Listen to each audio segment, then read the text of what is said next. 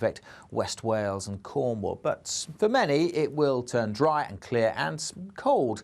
Touch of frost likely, particularly from northern England across Scotland and Northern Ireland. So yes, a cold start to the weekend. Could be some stubborn fog patches in southwest Scotland, northwest England.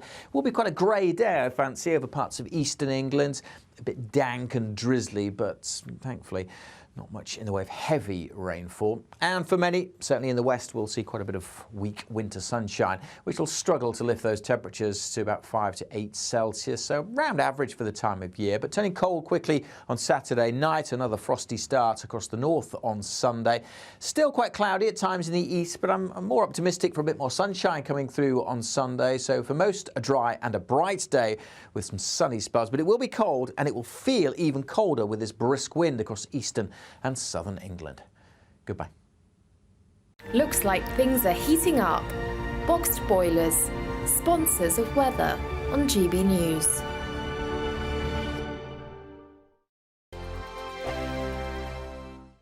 What you get for breakfast is something that, if we do our jobs right, you will wake up to news that you didn't know the night before. It's a conversation. It's not just me and Eamon. We want to get to know you, and we want you to get to know us. From 6, it's Breakfast with Eamon and Isabel. Monday to Thursdays on GB News, Britain's news channel. Have a great Saturday night with me, Leo Curse, on the Saturday Night Showdown. It's a crazy world out there, so come and make fun of it with me, my panel of comedians, and a couple of people who actually know what they're talking about. This Saturday Night Showdown is your front row ticket to the clown show every Saturday, only on GB News, the People's Channel, Britain's news channel. Your weekend starts here with Friday Night Live with me, Mark Dolan, 8 till 9 on GB News. Big stories, big guests and big laughs as we get you ready for a cracking weekend. That's Friday Night Live with Mark Dolan, Fridays 8 till 9 on GB News. Bring your own drinks, the admission's free. Now then, Lee Anderson here. Join me on GB News on my show, The Real World, every Friday at 7 p.m. I'm not eating bloody cat. Are you Delicious. mental? Open your mouth. OK, here comes a train. Reminds me of the scene in Singing in the Rain. Adam, is that a good one? Join me at 7 on GB News, Britain's news channel. Good afternoon, Britain. Good afternoon, Britain. Join us, Tom and Emily, To find out what's happening in the heart of Westminster. and why it matters to you. Weekdays from midday, we bring you the most compelling stories from across the United Kingdom. And from your doorstep to our inbox, That's right, we want to hear from you, GB News. Britain's news channel. I'm Andrew Doyle. Join me at 7 o'clock every Sunday night for Free Speech Nation, the show where I tackle the week's biggest stories in politics and current affairs with the help of my 2 comedian panellists and a variety of special guests. Free Speech Nation, Sunday nights from 7 on GB News, the People's Channel, Britain's news channel. In the GB Newsroom, we bring you the news as it happens. With our team of dedicated journalists across the UK, we're ready to give you accurate reporting every day. When the news breaks, we'll be there with bulletins on GB News, the People's Channel, Britain's news channel. Wake up to the headlines with Headliners every morning at 5 a.m. We treat you to the day's biggest stories before anyone else, 7 days a week. You can catch up on everything you need to know before you've even had your kippers. Headliners every morning at 5 a.m, only on GB News, the People's Channel, Britain's news channel.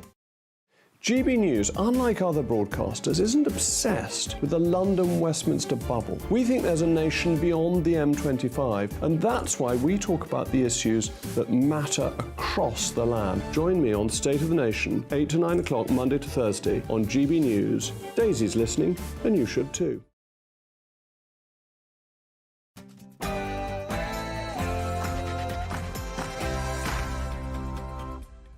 Good evening and welcome to Patrick Christys Tonight. I confront the bankers. Is NatWest run by a load of out-of-touch fat cats? No? Find out why NatWest chairman has to go. And this guy's in the money.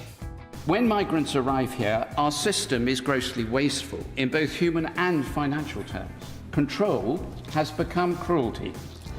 He's £2.4 million richer. Should the Archbishop of Hypocrisy build a migrant hotel with that? Plus, remember when Labour's deputy leader had a voice?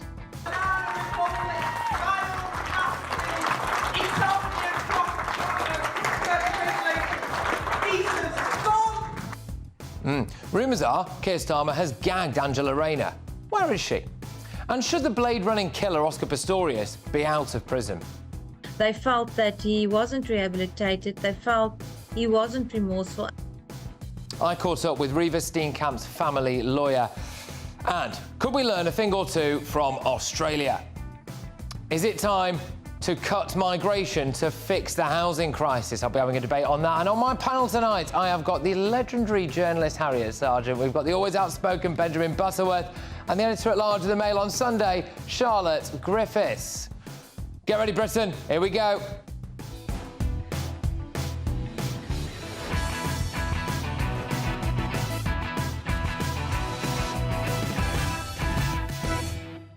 As ever, I want to hear from you too about what stories you think we should be covering in your local area. If there's something happening near you that you feel needs our attention, then please email me storiesforpatrick@gbnews.com. I monitor that inbox. There's some great stuff in there already, and we are working on it. We'll look into it. Why? Because we have your back. And after the news, though, should the Archbishop of Canterbury build his own migrant hotel? Here's Sam.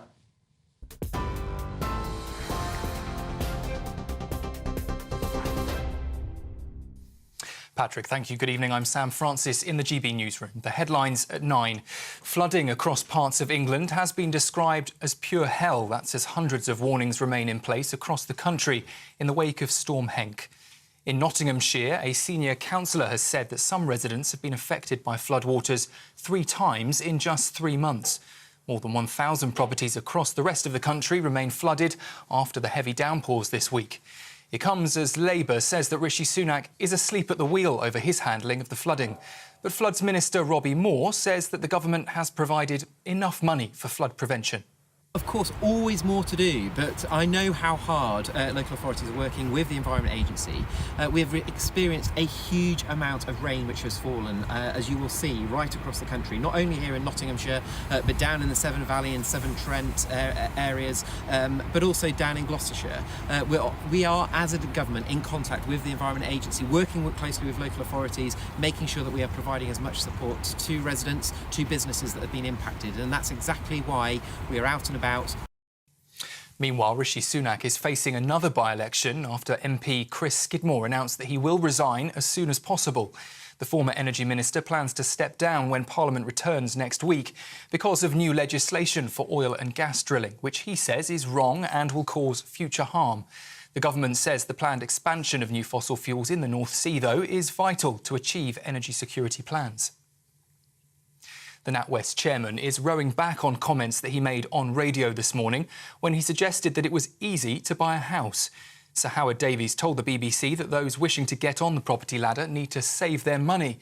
He now says, though, that he recognises the challenges to owning a home and that he will reflect what he called easier access to mortgages.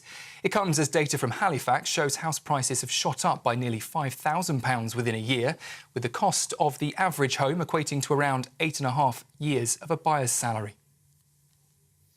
Well, in the US, newly unsealed court documents have revealed that Ghislaine Maxwell claimed she never introduced Prince Andrew to Jeffrey Epstein.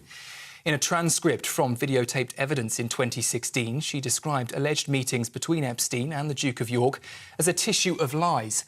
It's the third round of documents to be unsealed, detailing those who had connections with sex offender Jeffrey Epstein.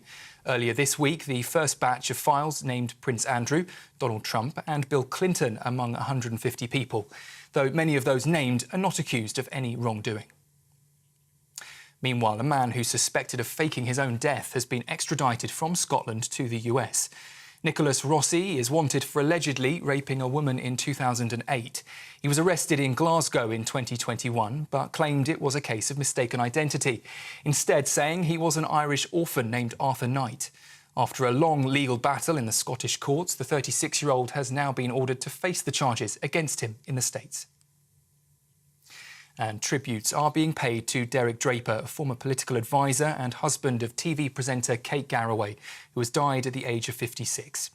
He passed away following several years of serious health complications due to COVID. Earlier, former Prime Minister Sir Tony Blair called him a good colleague and a great friend.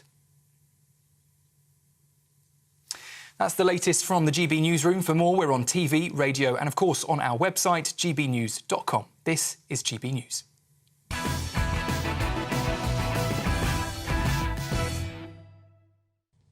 The Archbishop of Hypocrisy has just become a multi-millionaire overnight. Great. Why doesn't he build a massive migrant hotel with it? Justin Welby has come into a staggering 2.4 million quid from his mother's will. Well, come on then. Put your money where your mouth is. Start housing more Channel migrants and stop expecting the rest of us to pay. He's slagged off the Rwanda plan. When migrants arrive here, our system is grossly wasteful in both human and financial terms. Control has become cruelty. The Church of England reportedly takes just 20 refugees under a community scheme. He said that we need to pay more in tax for foreign aid. He's called for us all to pay even more tax for a social care system. He loves the idea of all of us paying tax, doesn't he? More, more, more. But he doesn't practice what he preaches. At the Trade Union Congress a few years ago, the Vicar of Wokery said zero-hour contracts and companies like Amazon paying little to no tax are the reincarnation of an ancient evil. It turned out 2 Church of England cathedrals were advertising zero-hours contracts, and Amazon was one of the Church's biggest investments worldwide. The Church of England is reportedly sitting on around 10 billion quid, yet clergy demanded a pay rise in June to cope with the cost of living crisis. Their wages largely come from public donations, apparently. He's very good at virtue signalling, slamming the Beeb over their handling of prolific sex abuser Jimmy Savile, but victims of sexual abuse accused Welby and the Church of silence, denial and evasion when it came to them. We haven't even got started on his climate hypocrisy. Oh, we've all got to do our bit, haven't we, to pay for the green stuff? Look, the Church has only recently cut ties with arms dealers and oil and gas giants. He's obviously doing all right financially now, £2.4 million better off, which will come in handy if he gets another speeding ticket. He was ordered to pay £510 in total for exceeding a 20-mile-per-hour limit near Lambeth Palace on the 2nd of October last year. We actually have come into possession of a picture now of what the speed camera captured when Welby was razzing it around the capital. Ah, there he is. Look at him. Look at him there. Anyway, all right. That's obviously not really him. But anyway, it is time, I think, for this incredibly wealthy, privileged, sheltered, sanctimonious bloke who keeps sticking his hand out and expecting you to drop a load of cash in it to pay for illegal immigrants, to put his money where his mouth is. So let's get the thoughts of my panel now. We have got legendary journalist Harriet Sargent and, of course, always outspoken Benjamin Butterworth, editor-at-large at the Mail on Sunday, Charlotte Griffiths. Harriet, I'll start with you. Is it time that Welby spent this £2.4 million windfall actually doing something to proactively help with the migrant crisis? Yes, I think this is a brilliant idea. I certainly think, when you look at Lambeth Palace, it's enormous. It could take any number of migrants. It's got 2 towers, lots of staterooms. It's got 4 apartments, 8 cottages, and 6 acres of garden. And I think not only could he put a number of migrants in there, but he could start a trend. Because at the moment, migrants are all sent out of sight and out of mind of London, away from London and away from anyone who lives in London. Yeah. And they are the most poorest areas who are then struggling to access services with migrants. So that is definitely a problem. So instead, let's have them here. Let's have them in Hyde Park, let's have them in Richmond, let's have them in Islington. Well, I think the problem would sort itself out quite quickly, actually, if it affected people like that. Benjamin, this guy keeps sticking his hand out. He wants us to drop a load of cash into it. Tax more for this, tax more for that. 2.4 million quid he's got, sitting on 10 billion quid there, the Church of England. Come on, why aren't they paying for more stuff? Look, as a supporter of inheritance tax, I think fantastic. He'll be giving hundreds of thousands of pounds to the Exchequer to pay for exactly that. And I'm sure he supports it too. Look, on the one hand, I do think that the Church of England, like most organised religions, are incredibly gluttonous and selfish and hypocritical, and they have these incredible amounts of money and they spend it on lavish things that often aren't for the people. And that's why I'm an advocate for Justin Welby, because I like the fact that he stands up for the poorest. He stands up for those who've been damaged by austerity. He stands up for refugees who don't have a voice. He's got priests. He's got vicars and members of parish communities, right, who are classed as, by their union, because they've unionised, they're with Unite, they're classed as the working poor. And a load of their pay comes from donations that ordinary members of the public are making. Meanwhile, the Church of England, until recently, Charlotte, has been investing in things like arms, munitions and oil and gas companies. Come on, this is ridiculous, no? I think it is a bit ridiculous, but I think I wouldn't put it past Welby to actually put his money where his mouth is and make a big bit of a gesture over this, because, yeah, he is a bit of a virtue signaller. We've known that about him a long time, but I think he, you know, you can count on him to probably actually house a couple of refugees or donate some of this money to a charitable cause. I wouldn't put it past him. Although with 6 acres and all those staterooms, I think I might like to live in Lambeth Palace. I had a couple of Ukrainians staying with me, and I don't have 2 towers and, you know, goodness knows how many staterooms. But I think the main problem with Welby is that we are facing a big moral debate about migrants and the sheer numbers of migrants that can come here. And we really do need an archbishop at this point, and to show some kind of moral judgment and clarity. And let's be honest, Patrick, you don't really care about whether he takes in some refugees or not. You hate that he stands up for the little guy. No, I actually, as a Christian myself, I found it really repugnant when he said that the Rwanda plan was ungodly. Right, because I don't think it is, right, and I think that was dividing Christians who actually want to control borders and trying to make them out as some kind of heretics or heathens or sinful individuals, and I found that really, really disgraceful. That's my view on it. I mean, I just feel he hasn't addressed the main issue. I mean, people like Welby, who say we've got to just take migrants, don't address the main issue, which is the sheer numbers that want to come to this country. They say, oh, well, we sought out the genuine asylum seeker. Well, I've lived in the third world. I know that if you take genuine asylum seekers, that is literally millions and millions of people. We need someone like Welby to say, what are we going to do in this situation? Do you think that maybe, Charlotte, there is a possibility that Justin Welby belongs to that same group of people who are now fabulously wealthy, certainly before that extremely privileged, potentially quite closed off from wider society, maybe, and therefore not really best placed in order to lecture us on how to live our lives? He is a little bit in that category, isn't he? Because he went to Eton, he went to Oxford, he's just become, you know, he's about to be knighted, he's friends with Prince Charles, he loves Meghan and Harry, and, you know, he is in that class, he is. But I do agree with you that this is actually the time for an archbishop to get, this is one area where he could actually be meddling, because it is the time for somebody like him to say something. He's just taking the easy option, that's what I get it's just a bit obvious how he goes about it, but it kind of is his role. I mean, if he'd stood up for keeping churches open during lockdown as much as standing up for people coming here illegally, we probably wouldn't have a problem. I don't think saying that you should have killed off all the elderly churchgoers would have been a very Christian thing to say. Well, you're hardly going to get COVID in a huge church. Well, quite obviously, that you know, those were the people most at risk, and you know, we're replaying old stories. But if they'd been going into, you know, little churches and halls and things, that would not have been good for their health. But look, I don't like organised religion. I think it is a blight on society. As a gay person, I look at the Catholic Church as utterly evil in its behaviour in recent decades and still in parts of the world. But you can hardly be surprised that someone who's the head of a major organised religion should see themselves as a moral arbiter, as a moral guidance. That is what they're there for. That is why they exist. And you can, I'm sure if they were saying things you agreed with, you wouldn't be complaining about him opining. Well, obviously, because I'd agree with it. But that's the point. You can't have it both ways. He was appointed by a Conservative government, of course. It's just taking he's not showing, he's just taking an easy option. And he is going too far by saying it's ungodly. It is pushing it too far. He needs to put his money where his mouth is, quite literally. I agree with you on that. And perhaps, you know, it'd be great if he came out tomorrow and said, I've actually donated half of that, or more than half of that, to a cause close to my heart. I was doing some research before today, shock horror to everyone, but I was doing a bit of research today, and the amount of parish communities that are literally crying out for the Church of England to give them a little bit of cash just to help in their local area, or help with their facilities, or help with their congregation, etc. And it's not forthcoming. It's not as forthcoming as arguably it should be. And I just wonder, now he's come into that story that came today under really remarkable circumstances, actually. The Archbishop Welby has come into £2.4 million worth of inheritance. He also apparently relatively recently found out that the person he thought was his father was not his father as well. So it's all wrapped up in what is quite a remarkable story. But whether or not he should now use that money to put his money where his mouth is, get your views coming in, gbviews@gbnews.com, still to come. The NatWest chairman, Howard, has made another absolute howler.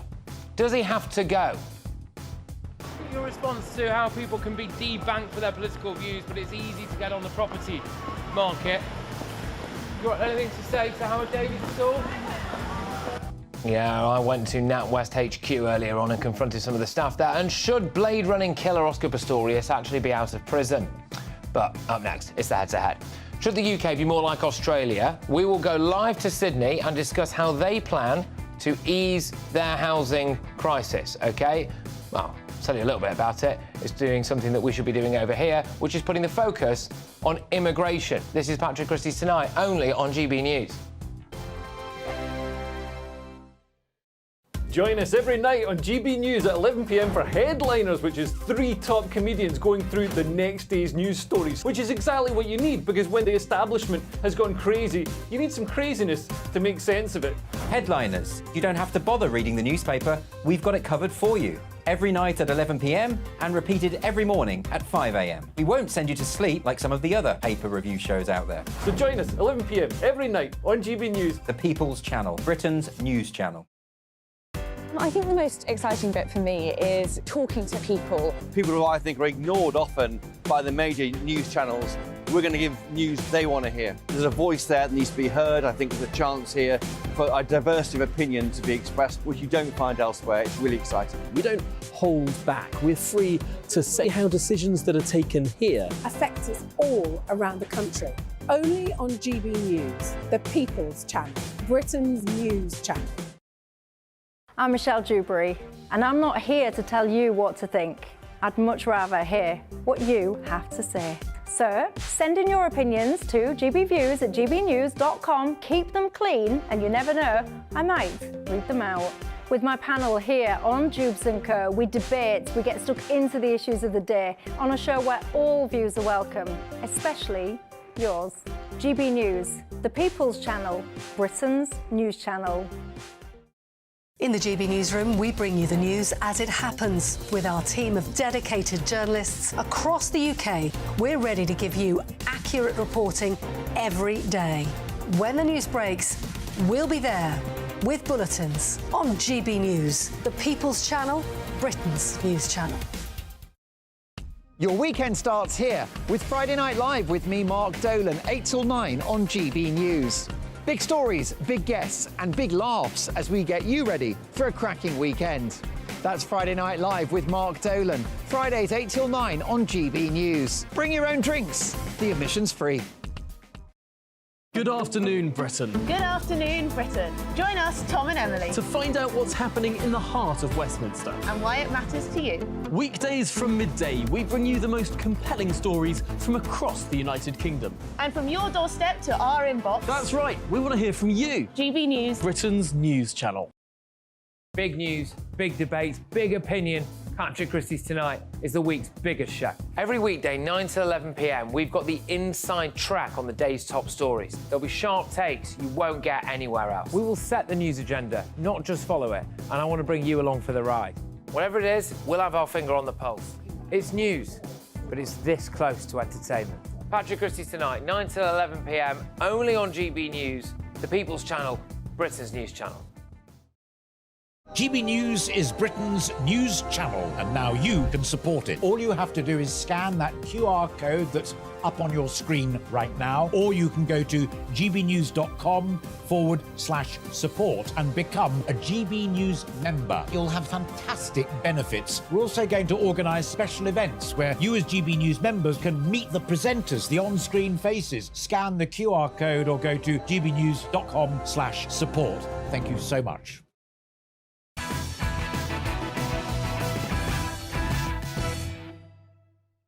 This is Patrick Christys Tonight, only on GB News. It's time now for our head-to-head. So, the Australian government have announced that they will be cracking down on immigration to tackle their housing crisis. This comes as experts reveal it will control rising housing costs as average rents in the country have risen by 14% in the past year alone. Does this sound familiar, anyone?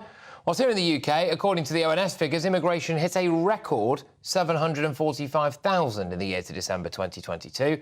So should we be taking a leaf out of the Aussies' book and solve our housing crisis by clamping down on immigration? With me to discuss this now is columnist at The Spectator, Alexandra Marshall, and Associate Professor in Urban Planning at the University of Queensland, it's Darina Pajani. Both of you, thank you very, very much. I'll go to you first, Alexandra. Is actually slashing immigration the best way to solve the housing crisis? Well, the primary cause of our housing crisis is, of course, immigration. I mean, I live in Sydney, where almost all of the migrants go. They're basically split between Melbourne and Sydney. And we've had pretty much the population of Hobart thrown into Sydney over the last couple of years with no expansion of our resources, not even an expansion of our dams. So we don't have enough water, let alone roads or hospital or homes. Now, the problem is the majority of these migrants that are coming in are not coming from things like university, which is what the Albanese government decided to address. They're coming from their humanitarian intake, which is the part that Australians have said, can you stop bringing in almost 1 million people a year from the humanitarian intake who are unskilled and who you're forcing into the suburbs. They're actually rezoning the outer suburbs who are conservatives to be high-rise Labor voting seats as part of their little book balancing exercise, which is why people were so angry with Albanese. Now, Albanese, under massive political pressure, decided to do something about the housing crisis. Now, what he did was limit immigration for students, but students live around universities in a very small area. The housing crisis is in the suburbs, about 40 minutes from the cities. Where I live, slashing students does absolutely nothing for that. Our problem is related to the other part of the migration we asked Labor to solve, not the university students. So it's all show and absolutely no gain for Australia. This will be ringing so many alarm bells to people right here in Britain at the moment. And this is why I wanted to highlight this story, because I just thought finally someone in Australia was actually chiming up and saying what I think a lot of British politicians should say, which is that clearly immigration is damaging the housing crisis. But Darina Pajani, I understand that you take a different view to this, do you? Do you not think that reducing immigration would have any impact on the housing crisis? That's right. A colleague of mine, a demographer, and I recently crunched the numbers, and we found out that most of the current immigration rates that we're experiencing are due to so-called recuperation, meaning that during the COVID-19 pandemic, a lot of people actually left Australia. There were a lot of migrants in Australia, and we lost about 85,000 people. There were migrants there, and Australia became this sort of fortress. During the pandemic, you couldn't get in and out of the country, so we didn't know how long the restrictions would last. So a lot of people just packed up and left. And now a lot of them are looking to come back, as well as many Australians who lived through the pandemic abroad and now want to return home. So it's mainly recuperation migration. And actually, the predictions are that migration will peak around this year, and then it will return to its pre-pandemic trend, which is about 500,000 people a year. That's what the prediction is. That's what the correct numbers are. All right. Alexandra, I love focusing on Australia and relating it back to British immigration. You guys turned the boats back and that seemed to work. And then when a Labour government came in after that, they didn't reverse that policy because it worked. And I just can't help but wonder whether or not we would have done the same thing here in an alternate universe. But Alexandra, I think that younger people who always complain about the housing crisis, quite rightly so, well, rents going up, impossible to buy a house and get on the property ladder, they should be the ones leading this charge and saying, let's cut immigration and let's give us all somewhere to live. Well, of course they should be leading the charge, but most of the younger generation are brainwashed into voting for policies that disadvantage them in particular. So I'm not going to see them changing their mind until they quite literally can't get a place at university or cannot work. Perhaps when they run out of other people's money to use, they'll start realising that they've been done like a dinner by their politicians. But can I just say, I live in a heavily migrant population part of Australia. I'm on the North Shore, which used to be a Liberal voting Conservative area that was loosely populated. It has been rezoned into high-density housing for migrants. Most of my building is full of I'm probably the only Australian born here in my building, even though I'm in a Conservative suburb. That was simply not the case 5 years ago. The demographics of Sydney in particular is now 45% foreign-born. That happened in 5 years. So the migration levels are not something that just happened from the pandemic. They were something that was being fed by a rapid migration policy, which our politicians were using to balance their books. And it's created not just a housing crisis, but a cultural and social crisis. And that's why the policies and the political pressure has been on Albanese to make this policy change, which it might help a little bit, but it won't help the majority of Australians who just want somewhere for their families to live. Dorina, we've got a huge problem here in the UK at the moment when it comes to illegal migrants being given not just hotels, but then new flats and new houses. Also, of course, legal immigration on the lower end of the economic spectrum, clogging up social housing, etc. We're not building here. I mean, is it really not quite obvious that if you manage to reduce all of that, then native people would have more places to live in their own country? And that's not quite right, actually. The Go on, Dorina, sorry, go on. The housing crisis in Australia has been a few decades in the making, so it's not really due to migration. In fact, housing prices went up during the pandemic when Australia was losing population rather than gaining population. The last year when we produced enough housing, we provided enough supply in the market to meet the demand was around 2000, 2001. Ever since, the balance has been not right. I mean, there has been less supply than there is demand. So that's why we have a housing crisis. And when I say housing supply, I mean supply of market housing and supply of social housing.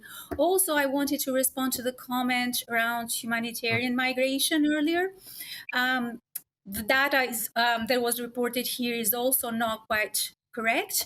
Australia takes in a very tiny number of humanitarian migrants. Most of our migration is driven by the country's own needs for labor. We need migrants to work for us. That's why we take in migrants. It's not out of charity. Okay, now because this is the other. Can I respond to that quickly, please? Yeah. Can I just say that Australia takes in per capita the highest migration level of humanitarian in the world. It's that we're a small country, so when we take in numbers like 1 million refugees, that's a huge deal for a tiny country like Australia. So yes, we don't take in as many as Britain, but we can't because we're small. So small in terms of population, I'm assuming you mean. I mean, not obviously in landmass. Yeah, we all live in tiny pockets along the coast because most of our country is desert. So yeah, we can't really put them in Ayers Rock, right? It's not going to happen. We have to put them on the coastal cities. Okay, and Alexandra, we hear an argument here that Dorina has just made very regularly, which is, right, it's all very well and good saying, look, you can cut down on immigration to solve a housing crisis, but then your economy goes pop because we need skilled labour. The problem is, over here, we're seeing GDP per capita go down, right? So, actually, really, the giant immigration Ponzi scheme here in Britain, I think, has now collapsed. Is this anything like what's going on in Australia? Because we keep hearing you've got a strong points-based immigration system. It doesn't seem to be working. Well, we don't have a strong points immigration system in practice because our migrant take is so high now for humanitarian values, and they don't have a skilled labour requirement. So of the last 1 million or so refugees that came in, 3/4 of them were low skilled, not high skilled. So Australia's got a proud history of taking in migrants, and no one was against the migration policies in Australia before the mass migration started. And that time we had high skilled migrants coming in. We had requirements of work visas. You had to prove that you could support yourself when you came here. That was all wildly successful and nobody had an issue with it. What we have an issue with is what is happening right now. It's happening to London and Britain at large at the moment. We've got a lot of people coming to the country who don't share the values of the society they're coming into. It's causing enclaves to form. It's causing conflict in society. They are living on welfare systems, so a small amount of people are paying higher and higher taxes, working to try and support not only their families, but the families of people who have just arrived. And yet they feel like they are the ones who their style of life, despite being born in Australia, is rapidly declining, and they never voted for that to happen.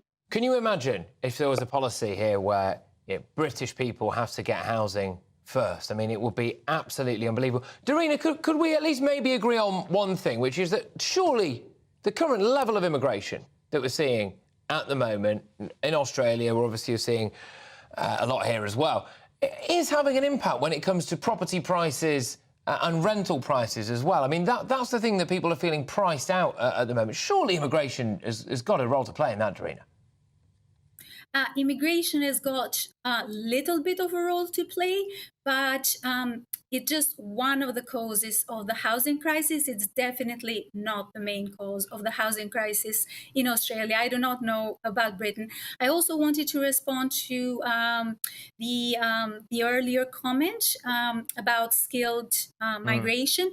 Actually, the data shows that most of our migration is still skilled migration, and it's very, very difficult to bring in Australia family migrants. For example, it's very difficult for someone to bring in their elderly parents or bring in siblings, etc., etc. We do not do the sort of chain migration that they do in the United States. That's very, very tightly controlled. I mean, over here now, you can be a student and get a degree at a complete Mickey Mouse university, and remarkably, we say you can bring dependents with you. I mean, good grief. I mean, what student is you bring a whole family over? I mean, when I went off to university, you know, with respect to my family, one of the points of me going to university was to get away and have a bit of freedom. I never thought, oh, I'll tell you what, I'll bring grandma with me. But look, both of you, thank you very, very much. Thoroughly enjoyed that. Informative stuff. And the reason why I wanted to highlight that issue there is because I think it has direct parallels with what we're seeing in this country, and whether or not now, especially the younger generation, people who are most affected by the housing crisis here, should be having a serious, long, hard look at the role that immigration has to play in that. As columnist at The Spectator, Alexandra Marshall, an Associate Professor in Urban Planning at the University of Queensland, Darina Pajani. Look, still to come. The NatWest chairman, Howard, has made yet another howler. Does he have to go? Is NatWest run by a load of out-of-touch fat cats? No? Yeah, find out what all the fuss is about shortly. And has Keir Starmer silenced Angela Rayner? Where is she? That's what I want to know. Should we prosecute BMA leaders for deaths caused by the strikes? Now, I know this gets you all going. Should we prosecute BMA leaders, the union leaders, for deaths caused to patients by their strikes? But next, we speak to Riva Steenkamp's family lawyer on the day that Oscar Pistorius has been released from prison. This is Patrick Christys Tonight. She doesn't hold back. 2024, a battleground year. The year the nation decides. As the parties gear up their campaigns for the next general election. Who will be left standing when the British people make one of the biggest decisions of their lives? Who will rise? And who will fall? Let's find out together. For every moment, the highs, the lows, the twists and turns. We'll be with you for every step of this journey. In 2024, GB News is Britain's election channel. GB News, unlike other broadcasters, isn't obsessed with the London-Westminster bubble. We think there's a nation beyond the M25, and that's why we talk about the issues that matter across the land. Join me on State of the Nation, 8 to 9 o'clock, Monday to Thursday, on GB News. Daisy's listening, and you should too. Wake up to the headlines with Headliners every morning at 5 a.m. We treat you to the day's biggest stories before anyone else, 7 days a week. You can catch up on everything you need to know before you've even had your kippers. Headliners every morning at 5 a.m, only on GB News, the People's Channel, Britain's news channel.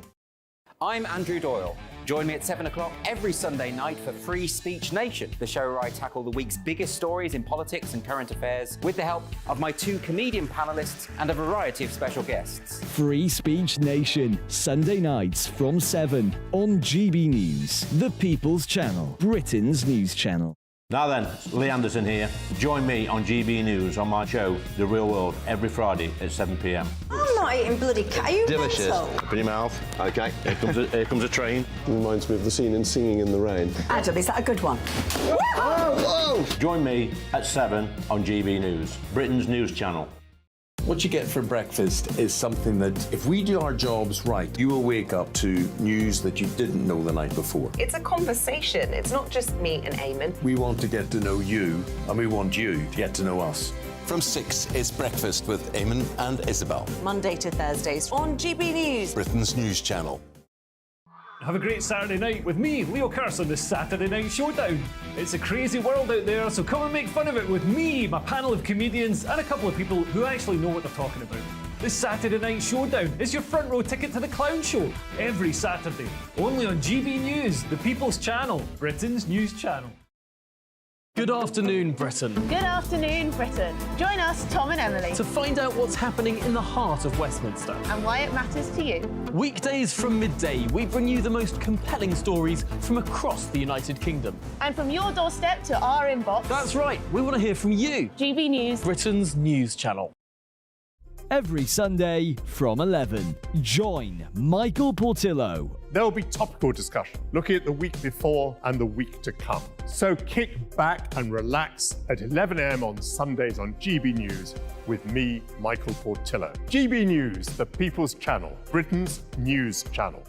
When the news happens, it happens here. And really important breaking news. Breaking news this morning. On TV, radio and online, the news starts here on Britain's Newsroom. All the biggest stories and the answers that you need from across the UK and beyond. Join Britain's Newsroom from 9:30 on GB News. The People's Channel, Britain's news channel.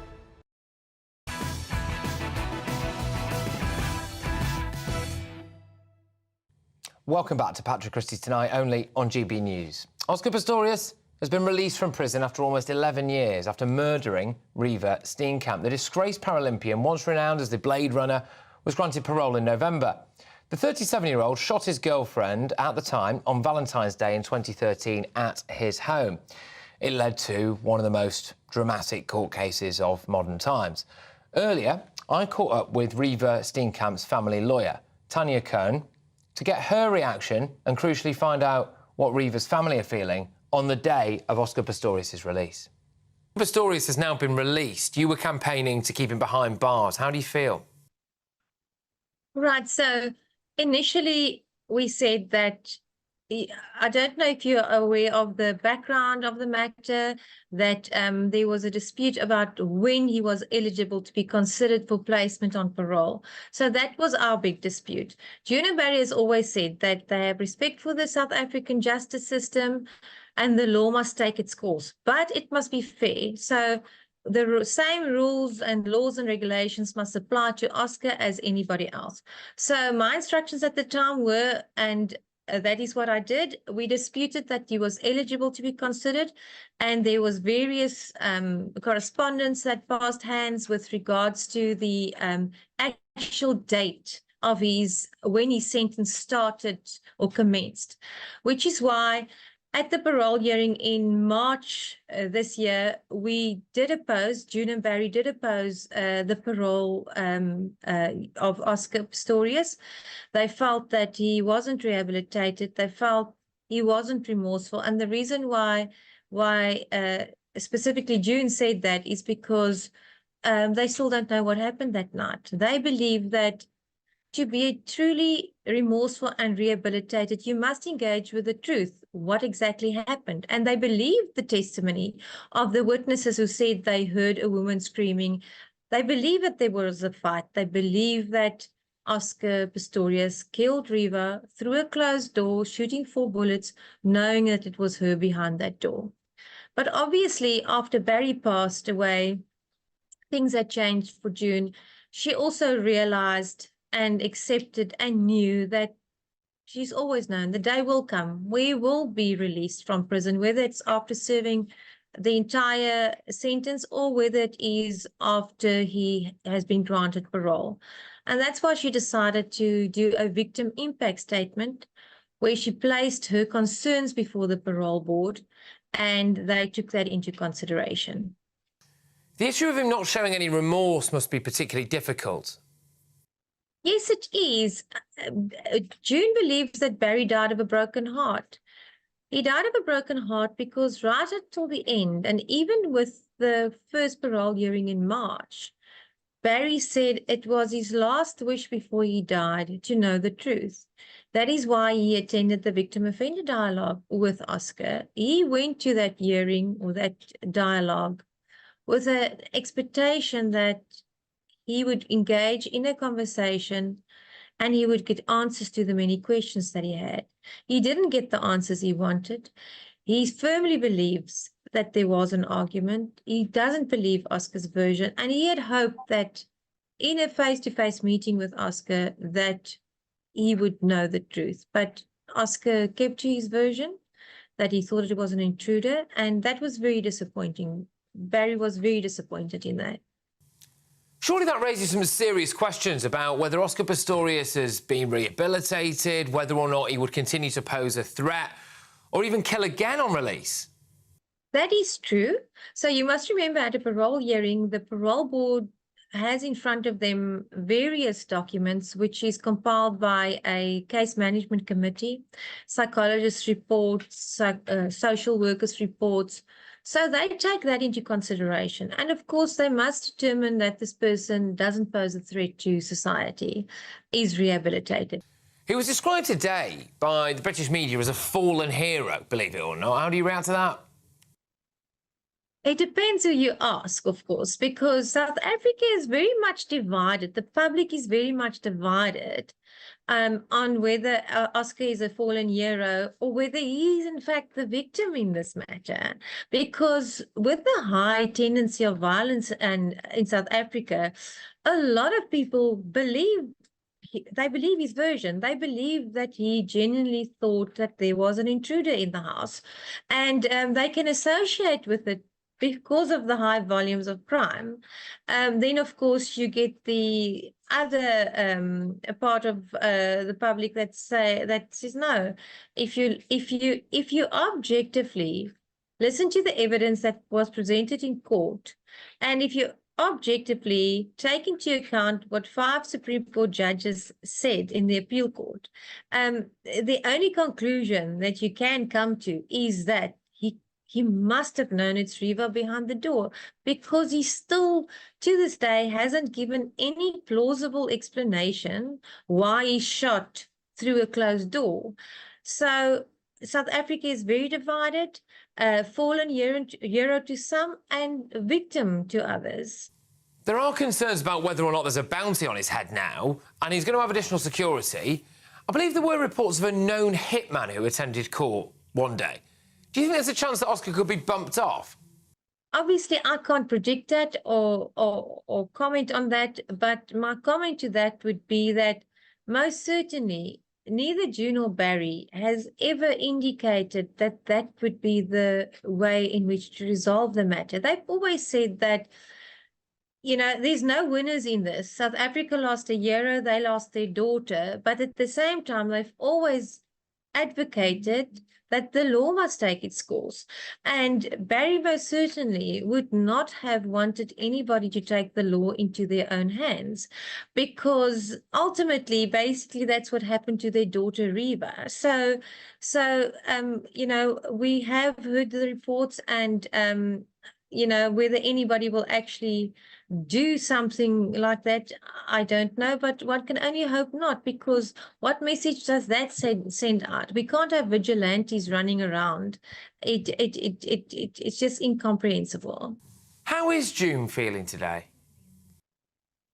I've spoken to her a number of times today, and she's accepted that he will be released. She's accepted that today is the day. She's always known the day is going to come. And ultimately, she always says to me that her focus is not on Oscar Pistorius. It never has been. Her focus and Barry's focus has always been literally to get through each day without Riva.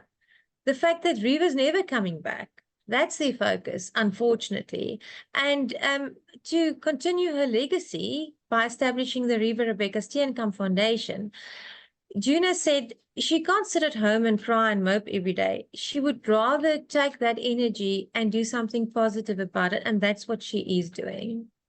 I read some articles shortly after his detention that he was actually put in very comfortable conditions in prison.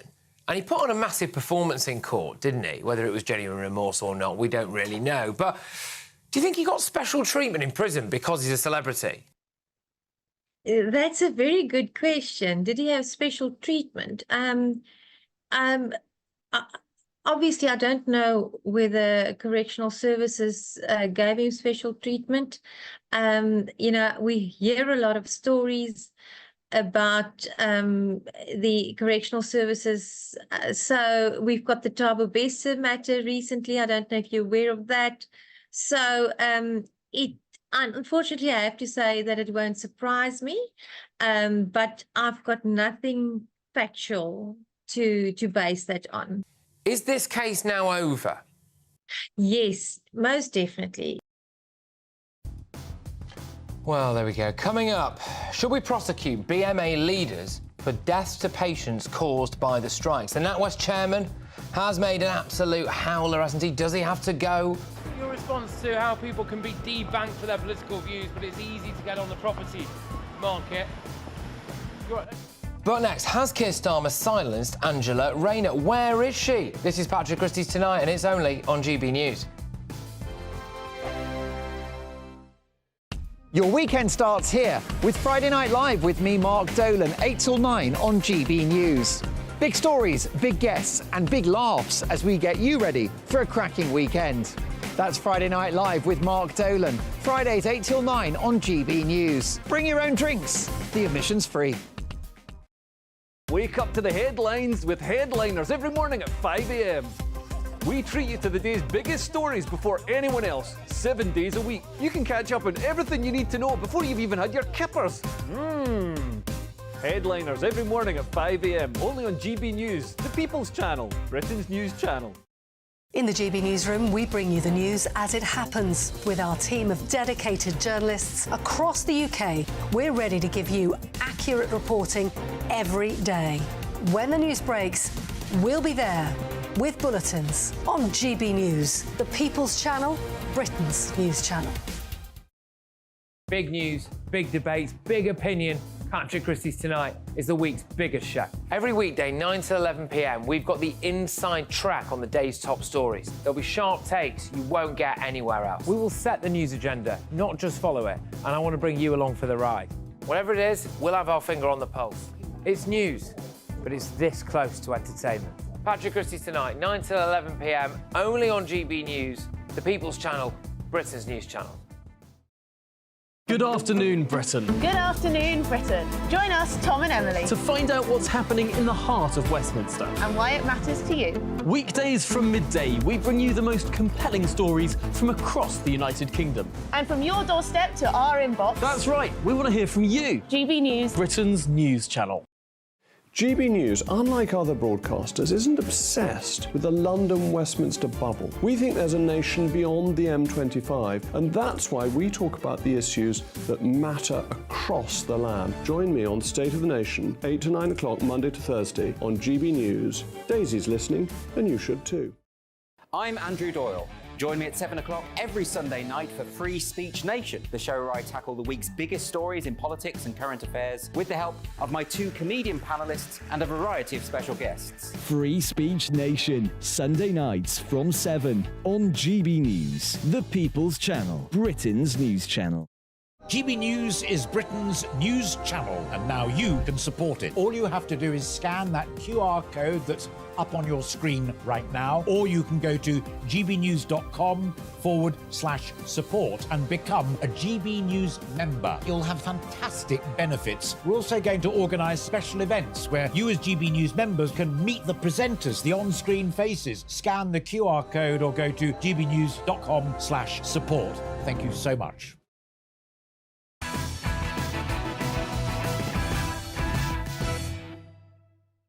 Welcome back. News just in. The Post Office is under criminal investigation over the wrongful prosecution of hundreds of sub-postmasters. Scotland Yard has confirmed for the first time moments ago. Metropolitan Police detectives are looking at potential fraud offences committed in the handling of the Horizon IT scandal. We will bring you more on that in our news bulletin at the top of the hour, and we'll be joined by journalist Michael Crick later in the show. But Keir Starmer and the Labour Party are refusing to make any promises of what they will do if they win the next general election in 2024. Tax especially is a topic of discussion, which people want to see lowered, but Shadow Chancellor Rachel Reeves is not guaranteeing that this will happen if they return to Downing Street. We've heard Keir Starmer, haven't we, row back on the Green stuff. Where is he really on immigration? He's already done a couple of reverse ferrets on Brexit. I'm not really sure where he is on that now. But also, and I think this is fascinating, why has Angela Rayner gone all silent? That's what I want to know. We're joined now by Sean Woodward to discuss all of this. Sean, thank you very, very much. Look, it's great to have you on the show. Obviously, you know, you are... Yeah, Happy New Year to you, first of all. And Happy New Year to you as well, my good man. Am I right in thinking that Angela Rayner has been silenced because she's too left-wing, and if the truth got out, it might turn voters off? No, I don't think so at all. I think she's probably been allowed to have a Christmas. She has her own kids. She's a grandmother. She has a very busy constituency, amount of work to do. And I think we need to be just a little bit careful here that actually, once again, the media, when they really don't know what else to attack in the Labour Party, turn on Angela Rayner. And I think when you see Angela Rayner, as I'm sure is now looking increasingly likely, becoming the most powerful woman in British politics within the next 12 months, you're going to be seeing plenty of her. And I suspect you won't be complaining about her absence. It's certainly not an attack on Angela Rayner. It's actually more a comment on Keir Starmer. I mean, he appears to be trying his very best to tell us absolutely naff all about Labour policies. The indication there for me will be because he doesn't want to scare anyone off.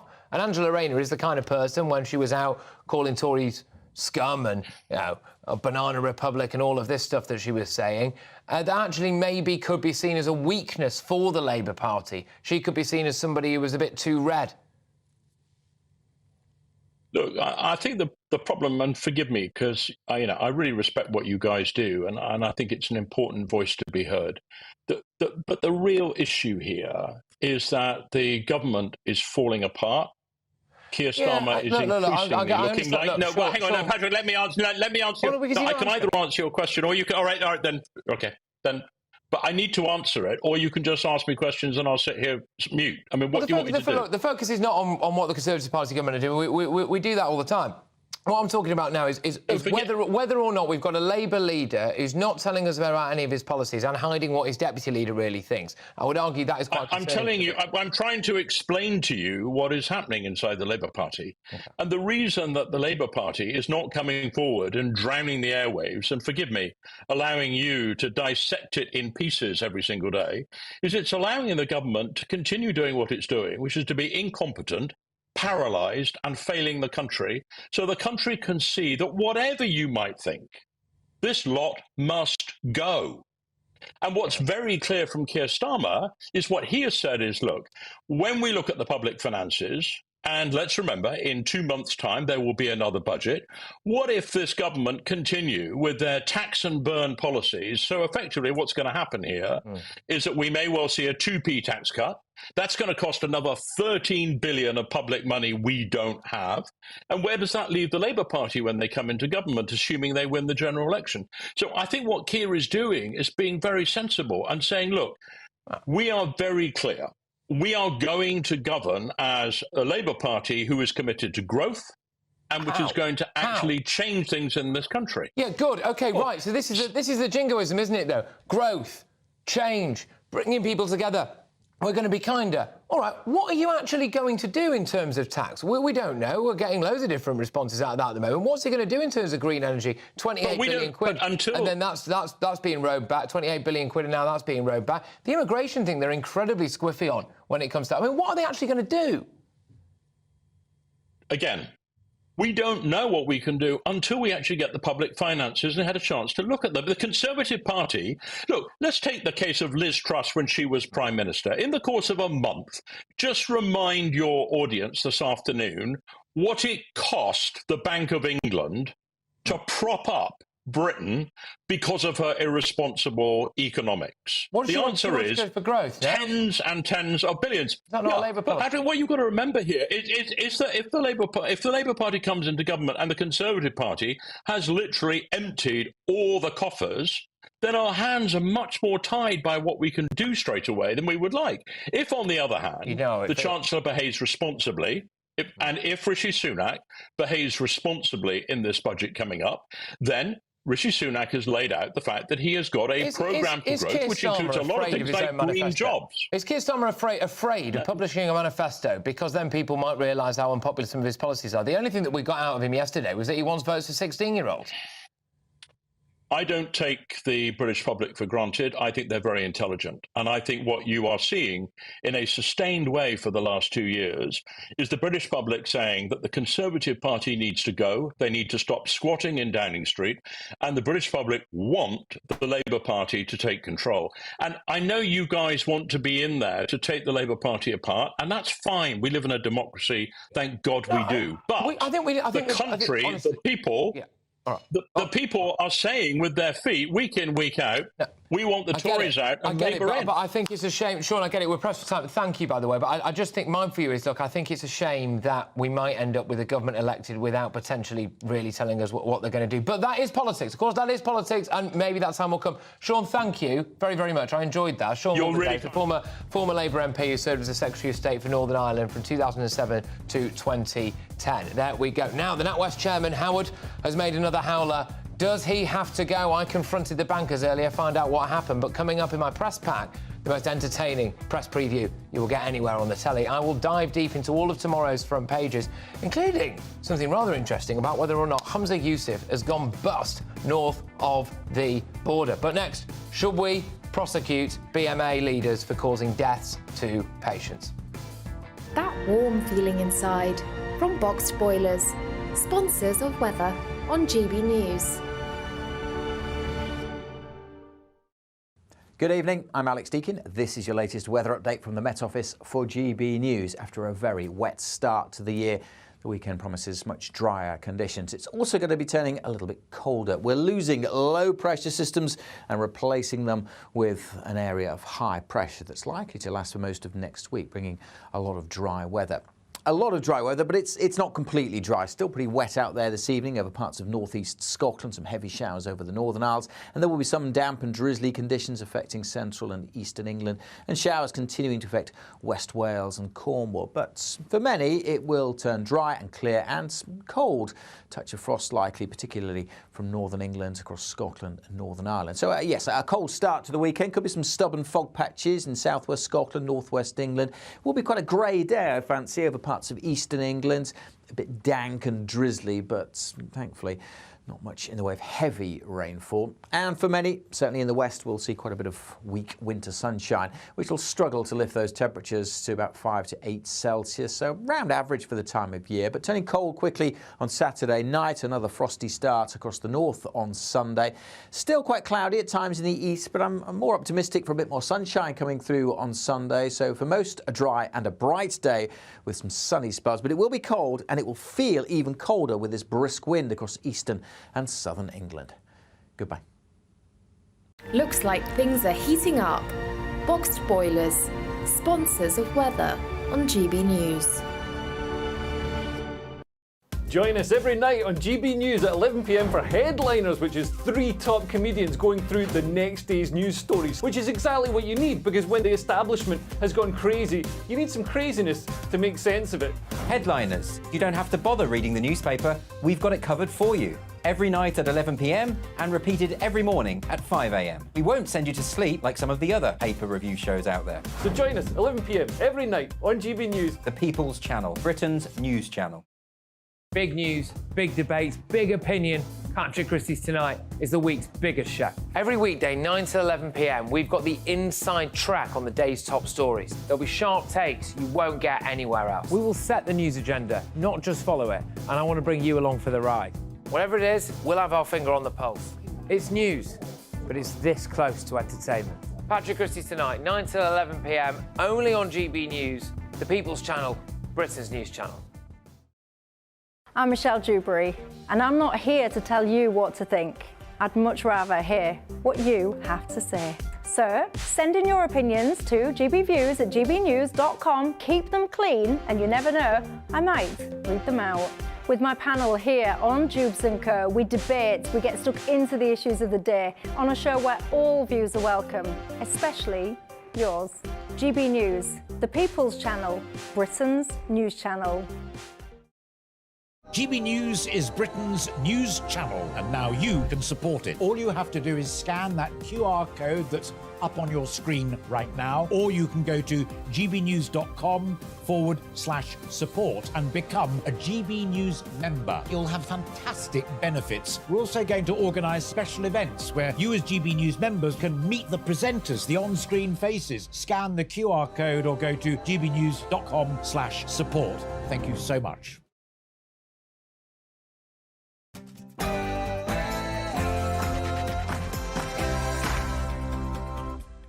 It's 10 p.m. and welcome to Patrick Christys Tonight. A shocking twist in the doctor's strike.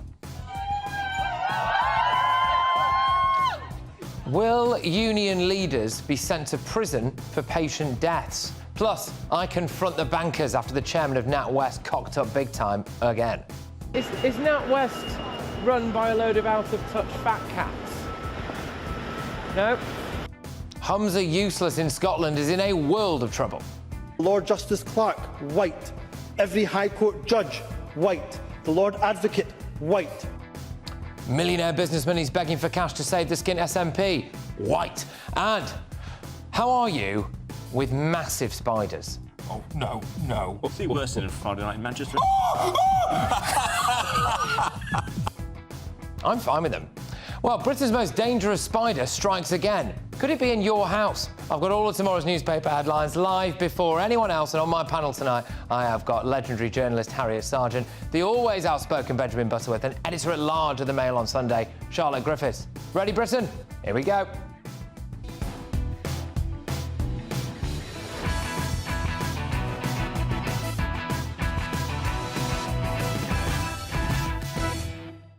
Should junior doctor union leaders be sent to prison over patient deaths during the strikes? All of that after the news.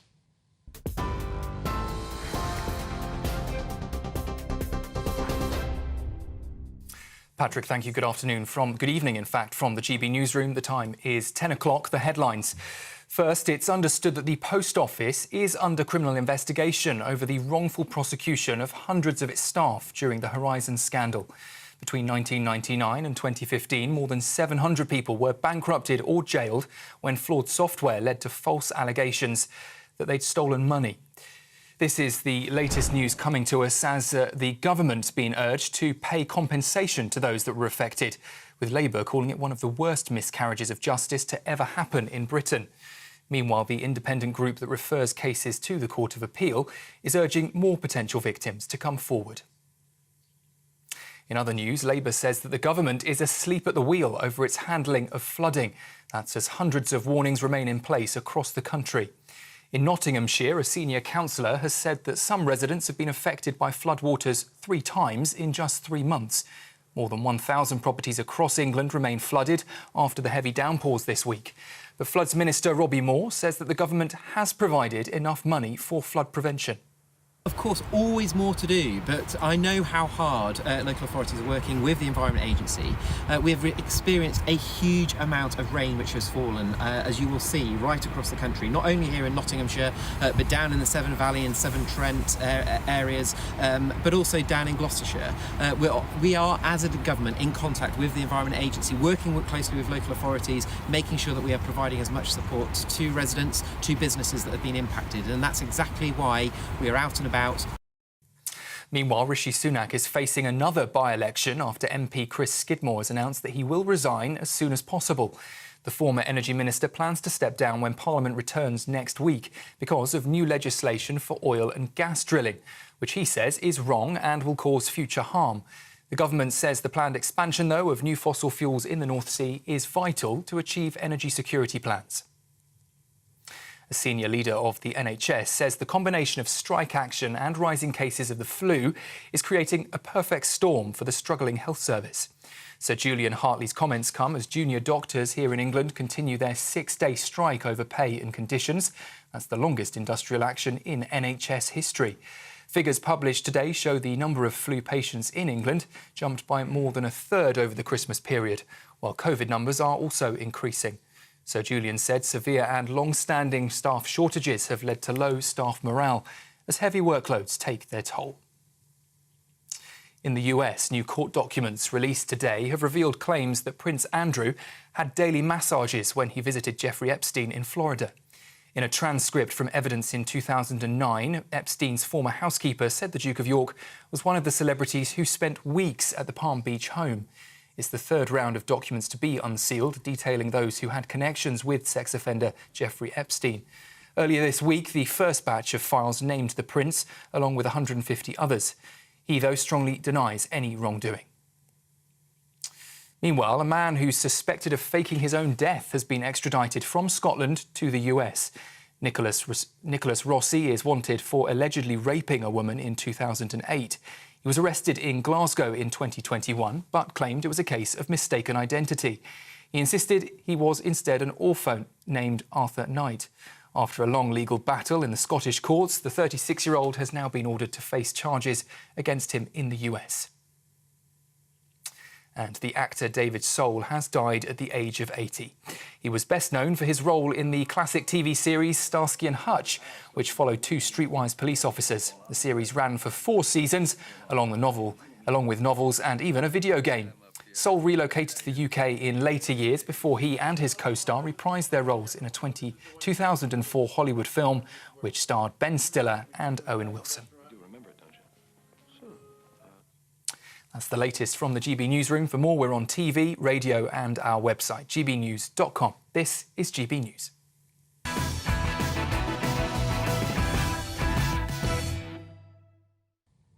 Junior doctors' union leaders are supposed to save patients, not kill them. A new development today means the smarmy militant Dr. Trot union bigwigs will have nowhere to hide. The BMA has reportedly refused every single urgent plea from hospitals to get junior doctors to cross the picket line and help dying patients, apart from one neonatal case. And they were bragging about that on Twitter today. There you go, they were saying, oh, we have granted a derogation for one junior doctor in the neonatal unit. There we go. Oh, thank you very much for letting a baby live. OK? Hospitals and patients are crying out for help, and union barons have been saying no. Shameful. Now the NHS is going to log, and this is the new bit, going to log every single incident where a patient died or there was a near miss as a result of the junior doctors' strikes. Good, they should do that. And then start prosecuting the union's top brass, maybe. Millions of appointments and operations have been cancelled. During the strikes in April, there were reportedly 11% more deaths than the 5-year average. In 2023, 53,000 more people died than normal, the highest figure in a non-pandemic year since the Second World War.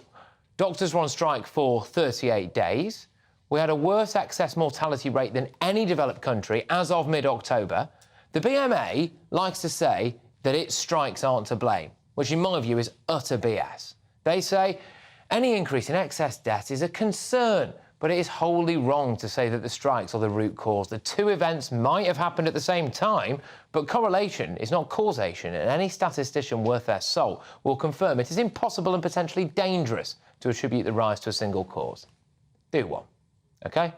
Now, the NHS has had enough. Hospitals have been told to specifically record all safety incidents during strikes, quotes, so that we can evidence harm and near misses which might have been avoided. They then need to use that evidence to make the people encouraging these strikes face justice. And if you are a junior doctor out there on the picket lines, please just bear this in mind. Most people, including myself, think you should have a pay rise. Most people, including myself, are very grateful for the job that you do. So thank you for that. But you are lining up behind a smarmy, independently wealthy plastic unionist who, with his reported mortgage-free flat and director role at Daddy's investment company, isn't being massively financially affected by the strikes, possibly like you are. I lose pay from going out on strike, yes. OK. It's just your kind of personal finances is obviously caused quite a lot of scrutiny. I mean, everyone has different financial circumstances. Is he really one of you? Is he? I'm sure you genuinely care about the NHS and patients and British healthcare. But does he? He's the BMA junior doctor co-chair, OK, telling you not to cross the picket line. When the reckoning comes and the death toll rises, do you really want to die on his hill? Should we prosecute BMA leaders for deaths caused by the strikes? To respond to this now, I'm joined again by legendary journalist Harriet Sargent, the always outspoken Benjamin Butterworth, and the editor-at-large of Daily Mail, Charlotte Griffiths. So this is the development today in the strike action by junior doctors, which is that the NHS is telling its hospitals to record now incidents of deaths or near misses that they say are directly linked to the junior doctor strike. Is that a good thing, Harriet? I think it's an excellent thing. I think what is happening, we keep on having the junior doctors saying that they're doing this, they're striking because they care for patients. If that is the case, why have they chosen this 1 week? This is traditionally the worst week in the whole year for the NHS, for crises, flu, everything else, pent-up demand after Christmas. And yet they have chosen that 1 week. If you actually cared for patients, you would not have chosen that 1 week. The other thing is, I think we should be limiting strikes. And this, when you have something as serious as a doctor's strike, it shouldn't go on for days and days. It should maybe 2 days. Yeah, but that's either side of Christmas we've had it, haven't we? We had loads of strikes last year. I mean, when's the round of strikes that we're going to see in the coming months in this country? Benjamin, should the unionists behind this actually face prosecution if people die? No. What this shows is how important these junior doctors are. And the fact that they say on the one hand that we can't cope with them, but on the other that we shouldn't pay them properly. Compare them to Canada, where they're paid $46,000. You know, they went on strike once in Canada, and that was to strike against a public healthcare system. Well, I mean, fine, that's irrelevant to this scenario, isn't it? The fact is that our junior doctors are paid £29,000. That's about £20 an hour to have people's lives in their hands after years of training exceptionally capable people. And they are begging for the government to listen. They are not asking for much. They are asking just to have the same salary they had 13 years ago in real terms. I do respect you, but that's not true. They're not paid £29,000 after years. And after years of training. After 5 years of studying, of them studying, they are the highest paid graduate job out there. The second one is, I believe, engineers. Right, so they are comparatively well paid to other graduates. A junior doctor salary is £29,000. That's almost half what they would get if they were just in neighbouring Ireland. That shows how poorly paid they are. And the 35% increase they request would only put them at the same salary they had 13 years ago. The fact is, it is the government which has blood on its hands. And if it took this seriously, it would pay them properly and stop them leaving this country in the NHS. So should junior doctors, the unions here, I'm not talking about people just all out there on the picket line. Should the union leaders face prosecution if people die, do you think? I don't know if they should they should face prosecution because already they're kind of struggling to make an impact. And anecdotally, I've got a junior doctor friend who's not on strike, who I spoke to today on the way here, and she said that they're struggling to make an impact. That's why they've gone for the January, because they're desperate now. They're trying to make an impact. And actually, behind the scenes in hospitals, you know, other junior doctors are starting to sort of lose interest in the whole thing. Right. I think if we start prosecuting them, it will actually give too much credence to this whole battle. There'll be too much attention on the whole thing. So I actually think we shouldn't do that, to be honest, no. OK. I mean, Harriet, the idea that hospitals are now saying, please, please, please, can you cross the picket line, please, because we've got people in here dying, and the BMA is saying no to that. I think that's cruel. Well, I think that's shocking, actually, because they are allowed to do that. The hospital trusts are allowed, that's part of the protocol, to ask them to step across the picket lines. Yeah. And the fact they're not doing it is I think, really cruel.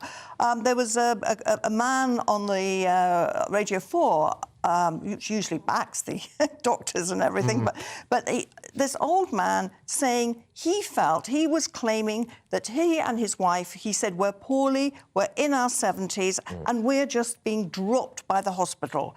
He's saying that old people like them are just literally being left to die because they can't cope any longer. There's not enough, there's no doctors. And we are talking about people being left in pain and dying. Look, Benjamin, if it's all about pay, why is it that when I spoke to the co-chair of the BMA Juniors Doctors Union earlier in the week, and I asked him directly, even if you get absolutely everything you're asking for in pay, 35% pay increase, can you guarantee that you will stay in Britain? He said no. It's not about pay, is it? Is it not just about someone playing student politics for people's lives? No, I mean, historically, a doctor's strike is extremely unusual. I think these were unprecedented. Well, not anymore, because we've got the old worker arts. And that shows you how appalling this government and its disregard and disrespect for the NHS and doctors is. The fact is that this could end if only they paid them the same as what they were paid when they came into office 13, 14 years ago. And I think most people understand that it takes exceptional responsibility and skill to be a doctor. It also costs a lot to train them. It's the most expensive degree that we have, so it costs the taxpayer the most money. I'm sorry, Patrick, but if you're going to log these people and say they're prosecuted for having strike days and someone gets really sick or dies, well, why don't you do the same for the ones that have left the NHS for Canada or Australia or the US because they weren't paid enough? Why don't you do it both ways? What, prosecute them for leaving? Well, you're saying that they should be prosecuted for trying to get better pay. Well, I tell you what, they leave altogether, so you don't have a doctor 365 days a year if you don't pay them properly, and that's why they're on strike. Right, there aren't actually enough places in places like Canada and Australia to house all the doctors that are supposedly desperate to leave. It is not an outright land of milk and honey over there. They have a different healthcare system there that those same doctors' unions won't allow us to implement over here at the moment as well. And Charlotte, I've just got to ask, patients at the moment being told, if you really can, please leave hospital, please leave hospital. We've got one of the highest health budgets of anywhere in the world. This cannot just be about taxpayers' money. No, I don't think it is. I mean, another anecdote. My mum was supposed to have an operation on the 4th, and hers got cancelled, and it was actually quite a serious and important operation. But she's actually behind the strike. She thinks she's pleased, even though it's a really important operation. She's actually quite pleased because she thinks that we should be paying the doctors a bit more money. So there are patients out there who are actually in support of the strikes, even as they're having their operations cancelled. But I just think they should be compromising on this 35% number. It's just too high. They just need to come down a bit and not bring it up so high in the first place. I think it's going to... Yeah, I mean, I think the receipts to this are going to be absolutely fascinating when we do see NHS hospitals publishing data at some point in the future about the amount of people who have either died or the amount of near misses that there were as a result of the junior doctors' strike. And I think the public will change on that very quick. Well, I think this should be done throughout the NHS, not just over junior doctors' strike, but on every single part of the NHS, logging when patients come to harm, as I have seen investigating Absolutely, the NHS. because at the moment, the BMA, the union leaders are hiding behind this and saying, we've always had critical incidents. Oh, no, look, it's always been a bit like this. And, yeah, there have been, but now they shouldn't be able to actually say, well, you can't link any of these deaths to actually our action. And I think it's important that they have to face the consequences. But Hums are useless in Scotland. He's in a world of trouble, isn't he? The Lord Justice Clerk, white. Every High Court judge, white. The Lord Advocate, white. Yeah, all right, OK. Well, the millionaire businessman that he's begging for cash to save the Skins SNP, yeah, he's white. Anyway, coming up in my press pack as well, the most entertaining newspaper review that you won't find anywhere else on television. I will dive deep into all of tomorrow's newspaper front pages. But next, the NatWest chairman, Howard, has made another howler. Does he have to go? Find out what he's done and what happened when I turned up at NatWest HQ very shortly. Stay tuned. Join us every night on GB News at 11 p.m. for Headliners, which is 3 top comedians going through the next day's news stories, which is exactly what you need, because when the establishment has gone crazy, you need some craziness to make sense of it. Headliners. You don't have to bother reading the newspaper. We've got it covered for you. Every night at 11 p.m. and repeated every morning at 5 a.m. We won't send you to sleep like some of the other paper review shows out there. So join us 11 p.m. every night on GB News. The People's Channel, Britain's news channel. I think the most exciting bit for me is talking to people. People who I think are ignored often by the major news channels. We're going to give news they want to hear. There's a voice there that needs to be heard. I think there's a chance here for a diversity of opinion to be expressed, which you don't find elsewhere. It's really exciting. We don't hold back. We're free to say how decisions that are taken here affect us all around the country. Only on GB News, the People's Channel, Britain's news channel. I'm Michelle Dewberry, and I'm not here to tell you what to think. I'd much rather hear what you have to say. So send in your opinions to gbviews@gbnews.com. Keep them clean, and you never know, I might read them out. With my panel here on Jubes & Co, we debate, we get stuck into the issues of the day on a show where all views are welcome, especially yours. GB News, the People's Channel, Britain's news channel. In the GB Newsroom, we bring you the news as it happens. With our team of dedicated journalists across the UK, we're ready to give you accurate reporting every day. When the news breaks, we'll be there with bulletins on GB News, the People's Channel, Britain's news channel. Your weekend starts here with Friday Night Live with me, Mark Dolan, 8 till 9 on GB News. Big stories, big guests and big laughs as we get you ready for a cracking weekend. That's Friday Night Live with Mark Dolan. Fridays 8 till 9 on GB News. Bring your own drinks. The admission's free. Good afternoon, Britain. Good afternoon, Britain. Join us, Tom and Emily, To find out what's happening in the heart of Westminster. and why it matters to you. Weekdays from midday, we bring you the most compelling stories from across the United Kingdom. And from your doorstep to our inbox. That's right, we want to hear from you. GB News, Britain's news channel. Big news, big debates, big opinion. Patrick Christys Tonight is the week's biggest show. Every weekday, 9 to 11 p.m, we've got the inside track on the day's top stories. There'll be sharp takes you won't get anywhere else. We will set the news agenda, not just follow it, and I want to bring you along for the ride. Whatever it is, we'll have our finger on the pulse. It's news, but it's this close to entertainment. Patrick Christys Tonight, 9 to 11 p.m, only on GB News, the People's Channel, Britain's news channel.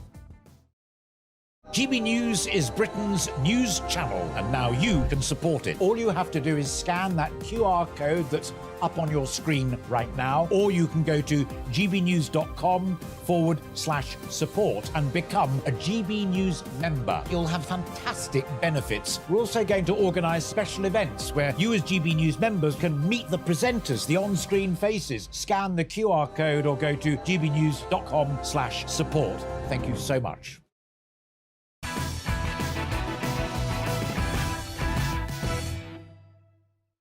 This is Patrick Christys Tonight, only on GB News. Now, it seems that NatWest have landed themselves in hot water yet again today, and this time it has nothing to do with debanking certain high-profile politicians.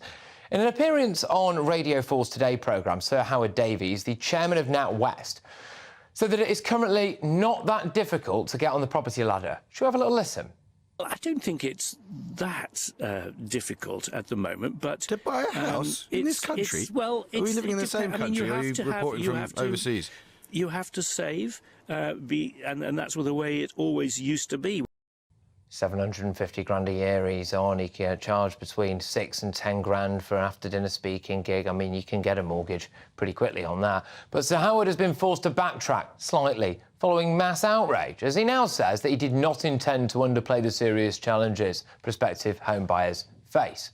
But the fact is, he obviously said what he said, and it's pretty clear he meant that. Well, earlier on, I took a little trip down to NatWest head office to see whether or not people there are on the property ladder. Do the people that he employs actually find it easy to get on the property ladder? And here's what some of them had to say. Your chairman said that it's easy to get on the property ladder. Is that why people don't like fat cats, do you think? Sir, the chairman at NatWest says it's easy to get on the property ladder. Do you agree with it? Do you think maybe it was a bit out of touch for him to say that?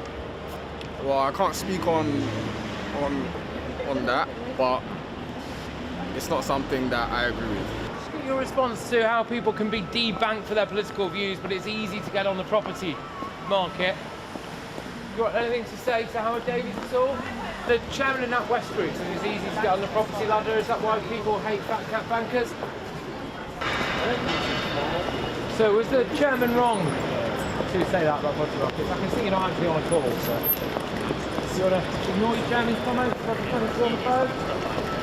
Do you think it speaks a bit too out of touch, fat cats? Oh, absolutely, yes. I think that's the sort of the environment in which it has to work in. Guys, do you find it easy to get on the property ladder? Is it that difficult to get on the property ladder at all? Do you think it's bad for him to have said it in the middle of a cost of living crisis? I wouldn't say bad, I'll say a little insensitive. Is NatWest run by a load of out-of-touch fat cats?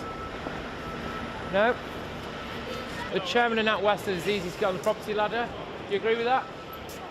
He has apologised. Which is right. He's right to do that. Of course. Well, there we go. Joining me now to discuss Sir Howard Davies' remarks is the owner of Shaw's Financial Services, Lewis Shaw. And he's joined alongside TV personality Ryan Mark Parsons. Chaps, thank you very, very much. I will start with you, Lewis. Do you think those comments were outrageous to say that it is not that difficult to get on the property ladder? I think it's incredibly out of touch. I speak to first-time buyers day in, day out, and none of them turn up and think, this is really simple.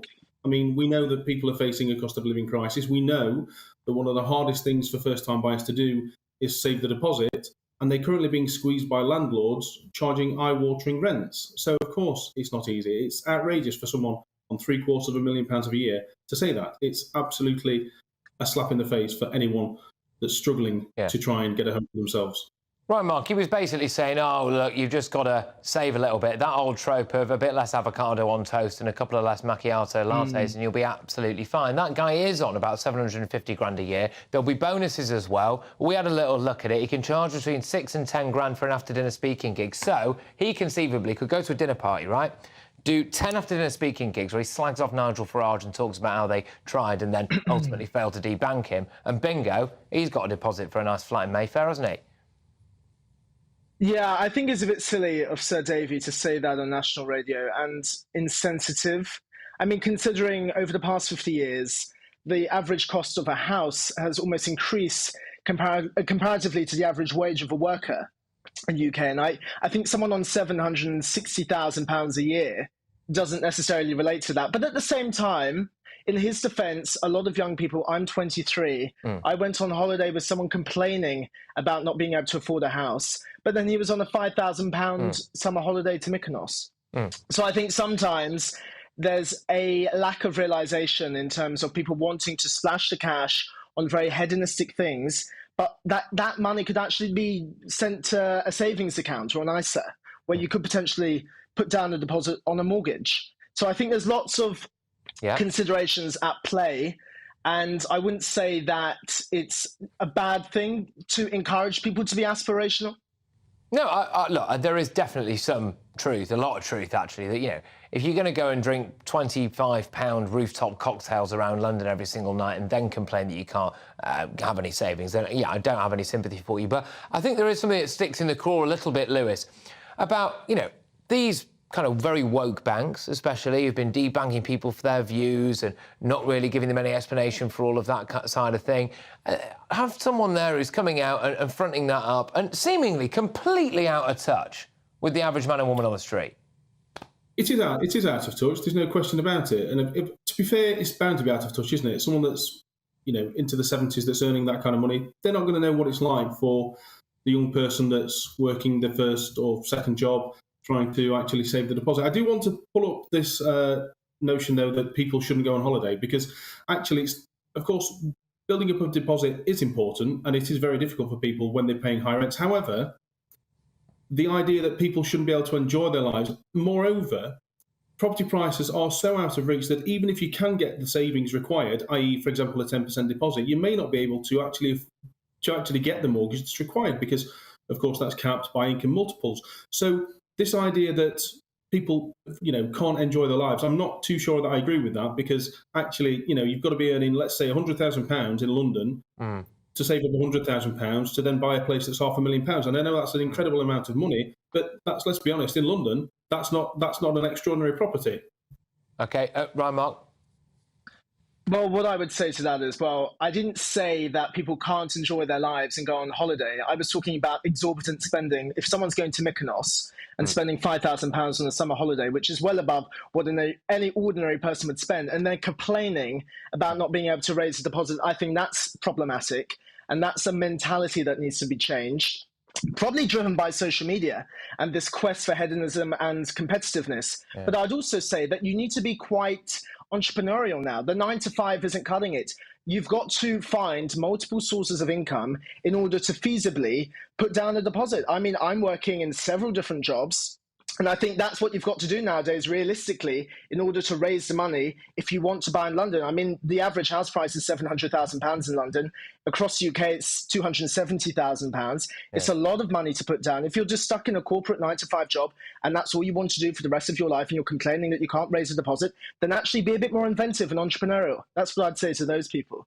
Look, both of you, we are bang out of time now, I'm afraid, but thank you very, very much. We'd love to chat to you again very, very soon. That was Lewis Shaw, owner of Shaw Financial Services, and TV personality Ryan Mark Parsons. Can I just say, when you hear an individual who's the chairman of a bank saying things like that, just think next time that bank virtue signals to you, right? The next time that they put their old pride flag up, the next time they go to debank people for their political views, do you honestly really think that the people at the top of that bank share the kind of views that they are trying to force on the masses? I don't.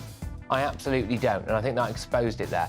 Coming up, reaction from journalist and broadcaster Michael Crick. Massive developing story this, that the Post Office is under a criminal investigation over the wrongful prosecution of hundreds of sub-postmasters. That development happened about half an hour ago. We'll have the very latest on that. But next, my press pack, the most entertaining newspaper review that you'll find anywhere on the telly, deep diving into tomorrow's front pages. So don't miss that. You'll be bang up to date with me, Patrick Christys, on GB News.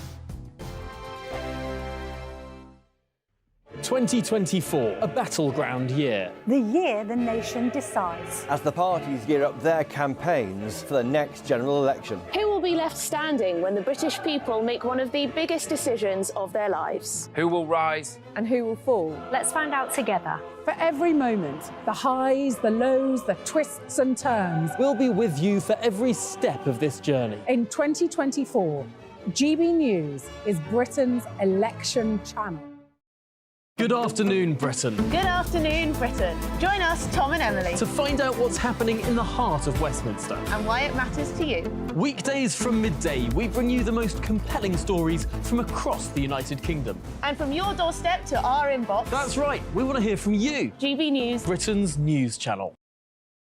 Every Sunday from 11, join Michael Portillo. There'll be topical discussion, looking at the week before and the week to come. So kick back and relax at 11 a.m. on Sundays on GB News with me, Michael Portillo. GB News, the People's Channel, Britain's news channel.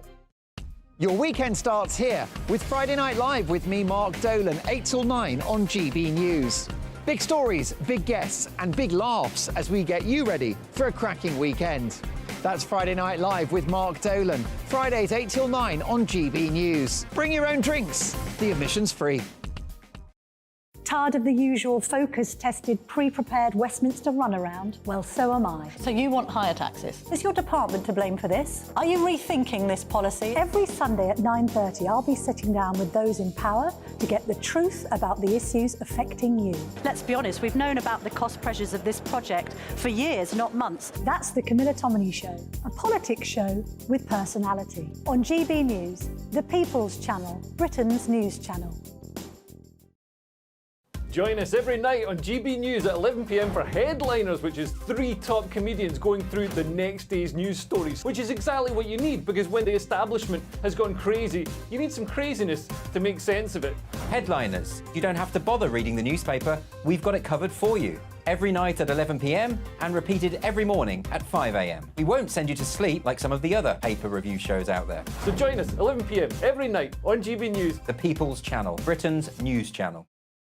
Big news, big debates, big opinion. Patrick Christys Tonight is the week's biggest show. Every weekday, 9 to 11 p.m, we've got the inside track on the day's top stories. There'll be sharp takes you won't get anywhere else. We will set the news agenda, not just follow it, and I want to bring you along for the ride. Whatever it is, we'll have our finger on the pulse. It's news, but it's this close to entertainment. Patrick Christys Tonight, 9 to 11 p.m, only on GB News, the People's Channel, Britain's news channel.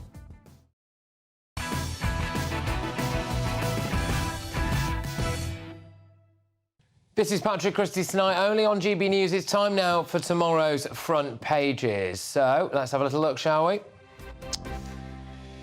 The Times. Post Office faces police inquiry over IT scandal. Scotland Yard is going to examine potential fraud. This is a huge development, and in about 5 minutes' time, I'm going to be talking to Michael Crick on this, the journalist who was on the show yesterday. He's been leading the charge on this, so he's going to be on to discuss that. We'll go to the Telegraph now. Top Green Tory quits over net zero row. Chris Skidmore, former energy minister, resigns over oil deal triggering by-election. There's also here on the front, Prince will have to find millions to keep Royal Lodge his home. That is a Prince Andrew story. Let's go to the Mail. Pressure on Met to quiz Andrew. Yeah, there we go. New court papers claim he has knowledge of Epstein's sex trafficking. The Mirror now, very sad story this. Goodbye, darling Derek. ITV's Kate Garraway, tears and tributes as husband dies after long battle with COVID. That is, of course, Derek Draper. The Sun, very similar front page there. I held Derek's hand to the end. The Daily Express also lead with this story. Rest gently and peacefully. Kate's pain at loss of darling Derek. We go to The Independent now. Massive picture story on the front there of a man wading through water. Washed out, they say. More than 1,000 homes flooded as record rain swells rivers. And the Eye. Rats infesting UK towns and cities as bin chaos leads to rubbish piles. And actually quite a cute little picture of a rat there, if you're into them. There we go. All right, look, I'm going to go to my panel now. We're going to start on the Prince Andrew developments. Like I said, we're going to the post office scandal a little bit later on. Pressure on Met to quiz Andrew. Charlotte, I'll start with you, editor-at-large at the Mail on Sunday. There are new developments here, aren't there? There are new developments. It now looks like he had knowledge and that there were daily orgies. So that's kind of a step further than we've known about before. We didn't know he was having daily orgies at Epstein's house. Massive. So that's a new accusation there. And, and there's pressure on him. There's pressure on the Met to quiz him over this. And it says here that the family were rallying around him at his home in Windsor, which is interesting because we're hearing a lot of things behind the scenes about how much of a low ebb he's at the moment. You know, he's been anticipating this for weeks, and now it's hit, and it's actually worse than even I anticipated, and probably worse than he anticipated too. I mean, it is, again, he's denying all of this, right? But, yeah, I mean, Harry, this is shocking stuff. It is shocking stuff, and it massively elevates the issue here. I mean, yes, and also, I mean, some of the details that have just come out today from all these papers. I mean, the sort of kissing game when they've got a sort of a circle of about 10 girls from the ages of 14 to 18 doing, you know, awful things. I mean, details like that, it's really sort of sick and upsetting. And also there's a lot of stuff has come out about Bill Clinton, which, again, I mean, this is the first time, I mean, up until now, only Ghislaine Maxwell has paid for this whole scandal. And finally, we are now getting to find out about the men, more about the men who were, after all, the people having sex with these girls. Clinton there are more papers about Clinton than anyone else. Yeah, it certainly appears that way at the moment. Benjamin, it's on the front of the Telegraph, this, so this is less to do with the actual sordid revelations of and allegations of Prince Andrew, right, in terms of orgies and daily massages. This is the practicalities of what happens next. So he will have to find millions to keep royal lodges home. What happens there? I mean, I think if the King has any sense, and all indications are over the last couple of years through the transition period, he does have sense, then he will stick by what the Daily Telegraph is suggesting here, which is that Prince Andrew will have to pay for the security for Royal Lodge, which will cost a fortune. It's unclear how much money Prince Andrew has left at this point. Obviously, his late mother paid that £12 million deal.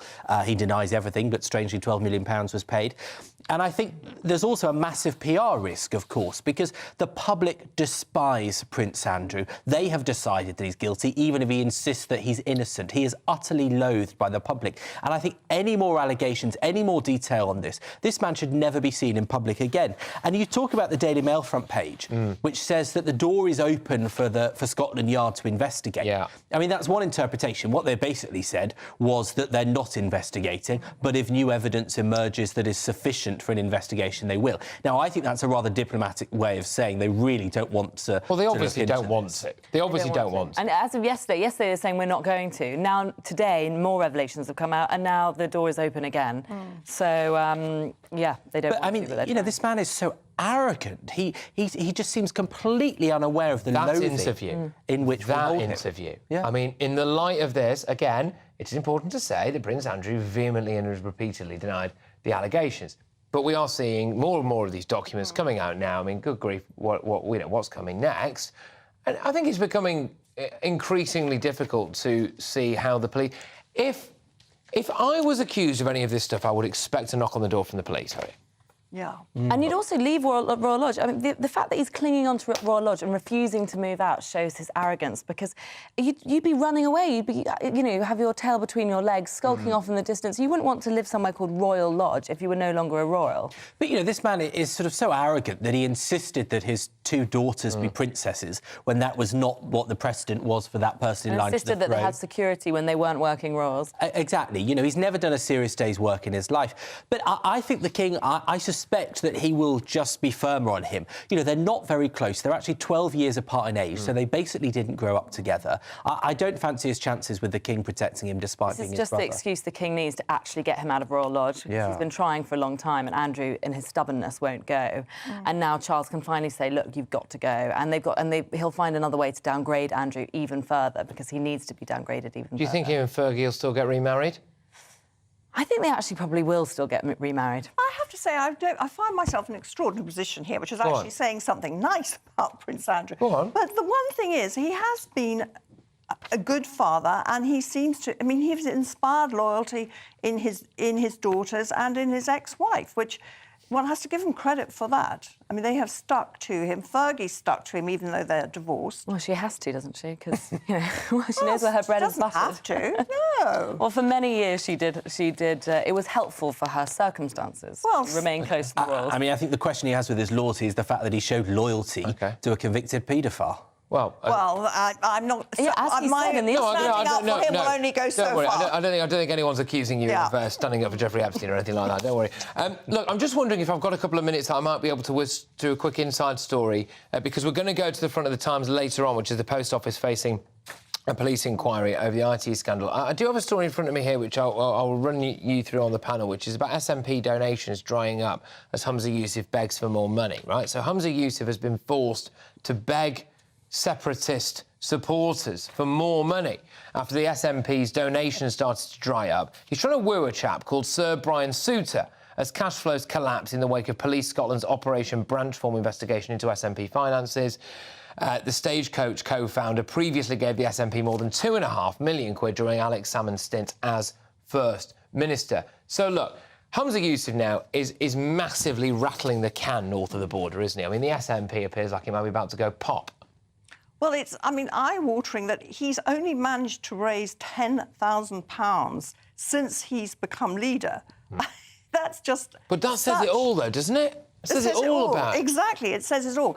And now he's put up income tax, so the business leaders are all rattled and don't particularly want to give him any more money. But £10,000 is peanuts. But this guy couldn't run a bath, right? Everything he's been in charge of has been an absolute disaster. He's in charge of health, and Scotland's record on that is widely regarded as absolutely appalling. When he was Transport Minister, there were issues with him whether or not he was actually wearing a seatbelt or had car insurance at one point, which is not a particularly great look, is it? And now, shock horror, when Nicola Sturgeon, St Nicola, appoints this guy to the highest office, you know, he's rubbish at that as well, isn't he? Yeah, I mean, 10 grand is nothing. For context, a breakfast with Rachel Reeves raised £250,000 in less than an hour. What? So that's the kind of context you're looking at with the Labour Party, to give you some perspective. But Sir Brian Souter, for those who don't remember, was behind the Keep Section 28 campaign to stop kids learning about gay people in council buildings and schools. He's very socially conservative. And so the idea that you've got someone who puts out his social liberalism like Humza Yousaf going cap in hand to an incredibly socially conservative millionaire. Absolutely. Pretty desperate. Literally selling his so-called principles down the river for a couple of £1 million. Not a great look. No, the whole thing's totally and utterly mortifying. I think he'll be burying his head in his hands. And what a brilliant freedom of information request, because this all happened in July and we're only finding out about it now. Oh, good stuff. OK, yeah, somebody is earning their money there.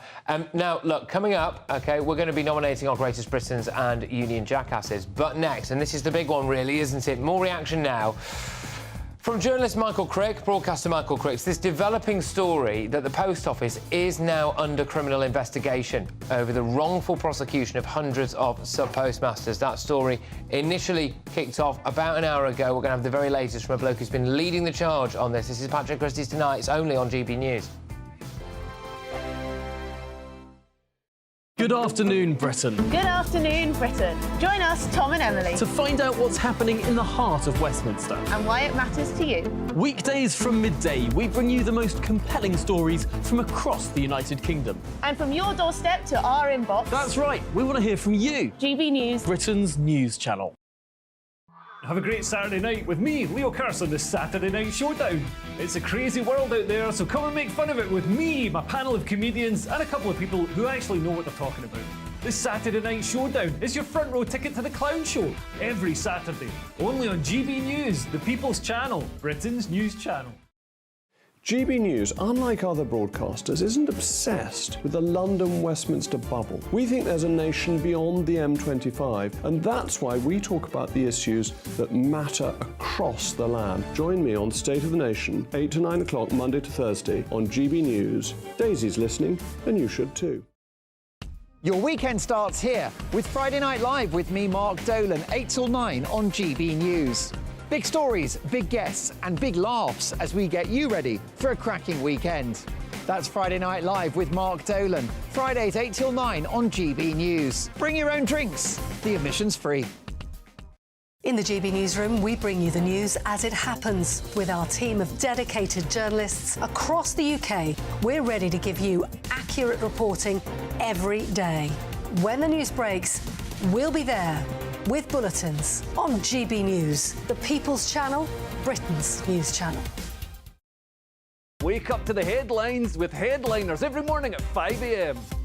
We treat you to the day's biggest stories before anyone else, 7 days a week. You can catch up on everything you need to know before you've even had your kippers.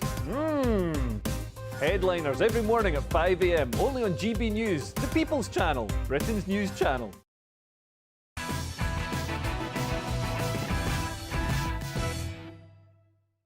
Patrick Christys tonight, only on GB News. Now, the Post Office is under criminal investigation over the wrongful prosecution of hundreds of sub-postmasters. Scotland Yard has confirmed that moments ago. Metropolitan Police detectives are looking at potential fraud offences committed in the handling of the Horizon IT scandal. Someone who has been across this since the very beginning is journalist and author Michael Crick. And Michael, it's great to have you back on. Thank you very, very much. What do you make of this big development now? What does it mean? And what does it mean for Ed Davey as well, the leader of the Lib Dems? Well, I think what it means for Ed Davey is probably the least of our considerations. The important thing is, are the sub-postmasters going to get justice? And is the Post Office and Fujitsu, remember, the company behind the Horizon computer system? People haven't mentioned them much this week. They should do. They should consider them. Are they now? Are we actually going to see justice done? And what we don't know about this story that's broken tonight from the Times is whether this is something that's just resulted this week, or whether Scotland Yard, the Metropolitan Police, have been working on this for some time. I suspect it's the latter, but we don't know. It would seem extraordinary that the police would only come in because of a popular and shocking television drama series. And, you know, on the face of it, it does look like the Post Office may have committed fraud, because there are clearly a number of cases over the 24 years of this scandal, 24 years, extraordinary, where people were lied to, where people were told that they were the only case of problems with the system. And when it turns out, in fact, there are hundreds, if not thousands of cases, and all sorts of other acts, apparent acts of dishonesty that have emerged over the years in court cases and now in the inquiry that's going on. So it's absolutely right that the police should be investigating this. Frankly, they should have been investigating this years and years ago. Yeah, absolutely. And they are urging now, the Criminal Cases Review Commission, which refers cases to the Court of Appeal, is urging more potential victims to come forward. I mean, this could get even bigger. It's already widely regarded as one of the biggest miscarriages of justice. That could get even bigger.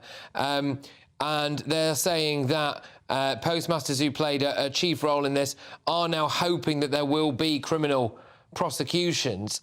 The scale of this could be really massive. I mean, this would be a big victory. I mean, we've seen in the ITV drama, there were 555 people who banded together for the legal action a few years ago. But I think this could run into thousands.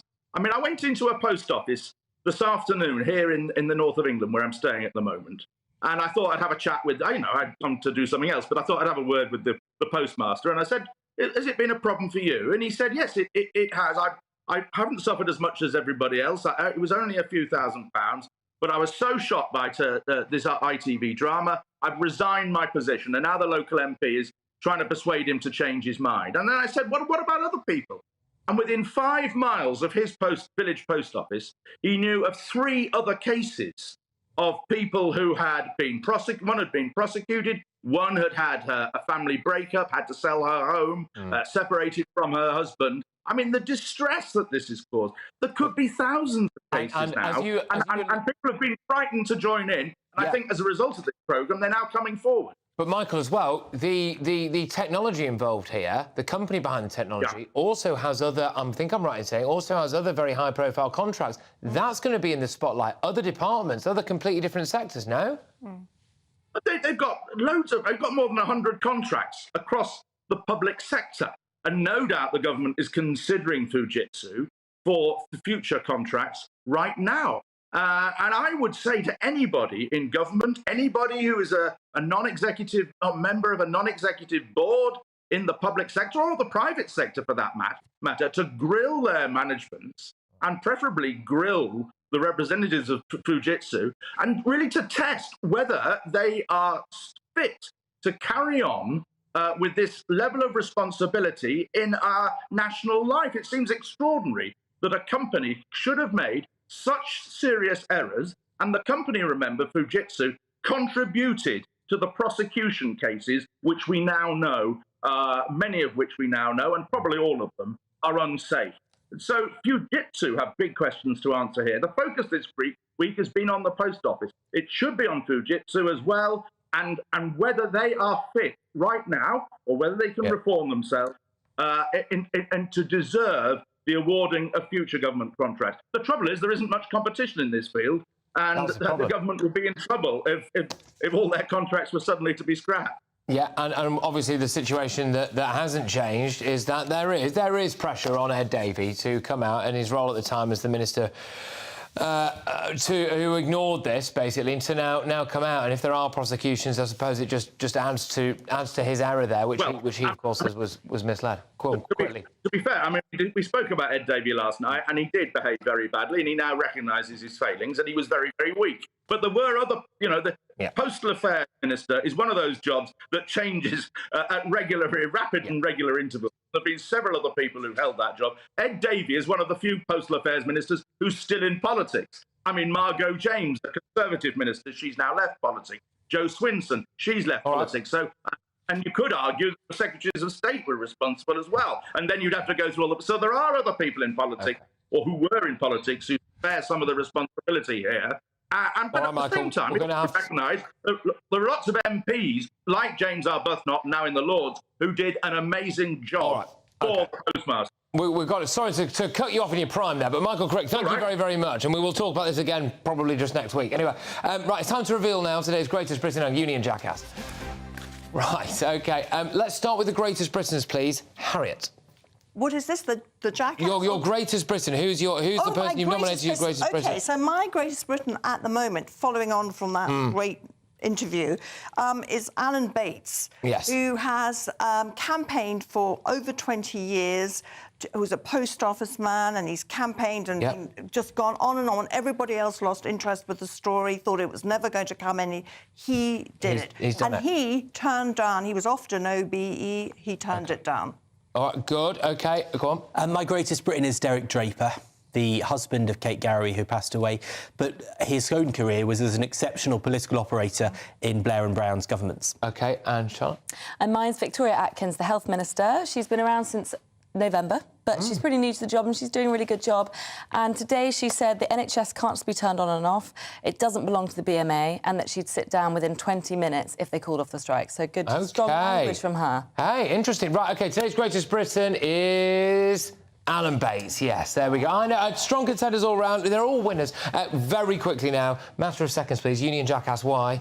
Oh, poor Novella, because she's just one of those gilded elite people who just floats from job to job without any accountability. Sounds great. In relation... Now she's been held to account. In relation to the post office scandal, Yeah. Go on, Benjamin. So Howard Davies, chair of NatWest, who said that it's easy to buy a home. Well, I'm not sure it is, mate. Fair enough. Go on, Charlotte. And mine's the fictional Liverpudlian Oliver Quick from Saltburn, because the whole nation is talking about him. He's the new favourite villain. He's going to be the villain of 2024 that we can't stop talking about. I see. OK, right, I see what you did there. And what the Union jackass today, everybody, is... Sir Howard Davies is gotta be the man who's dropped an absolute clanger. Can I just say a massive thank you to my panel? I have really, really enjoyed it tonight, and I hope to have you back on the show for more rip-roaring success at some point next week, potentially. Anyway, right, thank you very much to all my wonderful viewers and listeners as well. Please do go back and re-watch anything on YouTube. I urge you to do that. And, yeah, I just wish you all a very, very happy weekend. And until I see you next, keep fighting the good fight.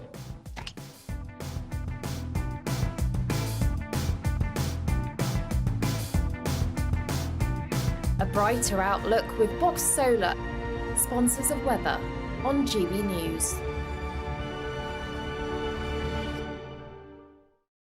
Good evening, I'm Alex Deakin. This is your latest weather update from the Met Office for GB News. After a very wet start to the year, the weekend promises much drier conditions. It's also going to be turning a little bit colder. We're losing low pressure systems and replacing them with an area of high pressure that's likely to last for most of next week, bringing a lot of dry weather.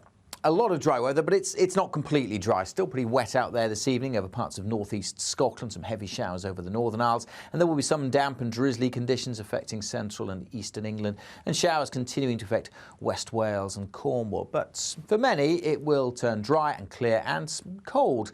Touch of frost likely, particularly from northern England across Scotland and Northern Ireland. So, yes, a cold start to the weekend. Could be some stubborn fog patches in southwest Scotland, northwest England. Will be quite a grey day, I fancy, over parts of eastern England. A bit dank and drizzly, but thankfully not much in the way of heavy rainfall. And for many, certainly in the west, we'll see quite a bit of weak winter sunshine, which will struggle to lift those temperatures to about 5 to 8 Celsius, so round average for the time of year, but turning cold quickly on Saturday night. Another frosty start across the north on Sunday. Still quite cloudy at times in the east, but I'm more optimistic for a bit more sunshine coming through on Sunday. So for most, a dry and a bright day with some sunny spells, but it will be cold and it will feel even colder with this brisk wind across eastern and southern England. Goodbye. That warm feeling inside from Boxed Boilers, sponsors of weather on GB News.